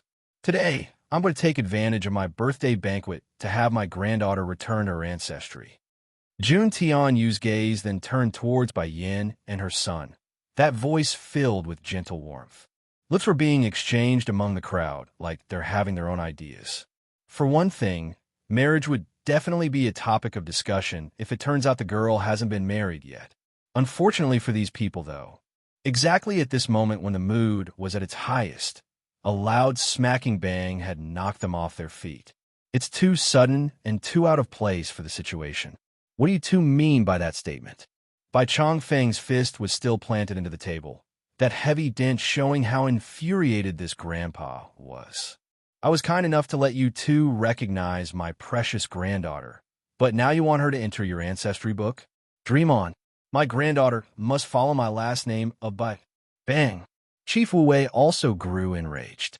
Slapping the table, the chief was all fire in that face. Bai Chongfeng, you're only a grandfather of the female side while my son is her father. Based on what can you make her follow your last name? If you want a grandchild to follow your surname, then go get your son, Bai Zhanpeng, to give you one. So what if I'm on the mother's side of the family? Don't forget, I'm the one who first found my granddaughter. Besides, if it wasn't for you bastards from the Misty Fairy House, would my daughter be missing still and without clue on her whereabout? I still haven't settled the score with you yet. Now you're trying to steal my granddaughter? Do you take me for decorations or something? You. Chief Wu Wei points at his in-law accusingly, but at the thought of Bai Ning still being missing, he couldn't deny he's definitely at fault. Out of guilt, he grinds his teeth and mutters the only response he could come up with. You are simply unreasonable. Compared with these two red-faced old fellas who were spazzing at each other without a care for the strange looks coming there. The group from the Holy Land were rather bland in their faces. In fact, they're just continuing their drinking and watching this show play out like this didn't matter to them one bit. Visitor from the Spurt realm, too. It didn't matter anyways to these three elders from the Holy Land. Regardless of what surname Bai Yin takes on, she would always be their precious disciple, and they her Shifu. Yinner. Just when Zheng Qi, first, and others were rejoicing in their own fortune, a boisterous laugh from the side suddenly destroys their moment. It was Elder Zhongnan and his younger brother from the Misty Fairy House, and their eyes were without good intent. Of course, the negative intention was only in the eyes of the three and not in reality. Since the chief is your grandfather, why don't you just stay at the Misty Fairy House for good, Yinner? Us two brothers only have you as our disciple. We can't bear to see you leave. Wah. Qiu Shu Rong's third old face went from white to green, then green to white. He's never been very good at controlling his own temper, so he literally flipped the table instead of just slamming it. What is the Misty Fairy House's meaning? We are already kind enough to come attend this celebration, and now you're all trying to abduct our disciple. The third elder was full of anger when staring death daggers at Zhongnan and his younger brother. Ren, he second as well. Making a heavy huffing grunt, this usually calm second elder also stood up to make a stand. You think she's not our only disciple? Also, first come, first serve. We are her Shifus first, so you two old fart from the Misty Fairy House can stand to one side and wait. That's right. Zheng Qi, first, was more inclined to fighting instead of just talking. That's why his knuckles are making crunching sounds at the moment. Yin Yin is my disciple. Even if she does stay at somewhere, then it's going to be at the Holy Land. What makes you all think the Misty Fairy House is anywhere good enough to accommodate her? I don't mind telling you all now, the Holy Island is hers already. Or does anyone here can say they got a better place than the Holy Island? The guests were absolutely gobsmacked by this mess that's quickly spiraling out of control. The banquet was going so well at first. How did these old men from the three powers end up fighting it up? And Yin Feng's daughter is also Bai Yin? This. Exactly at the same second, everyone's expression had gone stiff as a rock. The main reason being that they now realized the extent of what this all means. The woman was not only the disciple of these three main elders from the Holy Land, but also the granddaughter of the medicine sect. Now she's also the Misty Fairy House's young miss. Yin Feng's daughter? That literally makes the three major powers her background. Who else out there could match this powerful backup? Bai Yin, on the other hand, wasn't so pleased. Not going to have any of this. Her face goes dark as she contracted her fingers into a trembling fist. Unfortunately, the worshipping husband beside her was still acting all nonchalant and kept feeding her pastries on the table.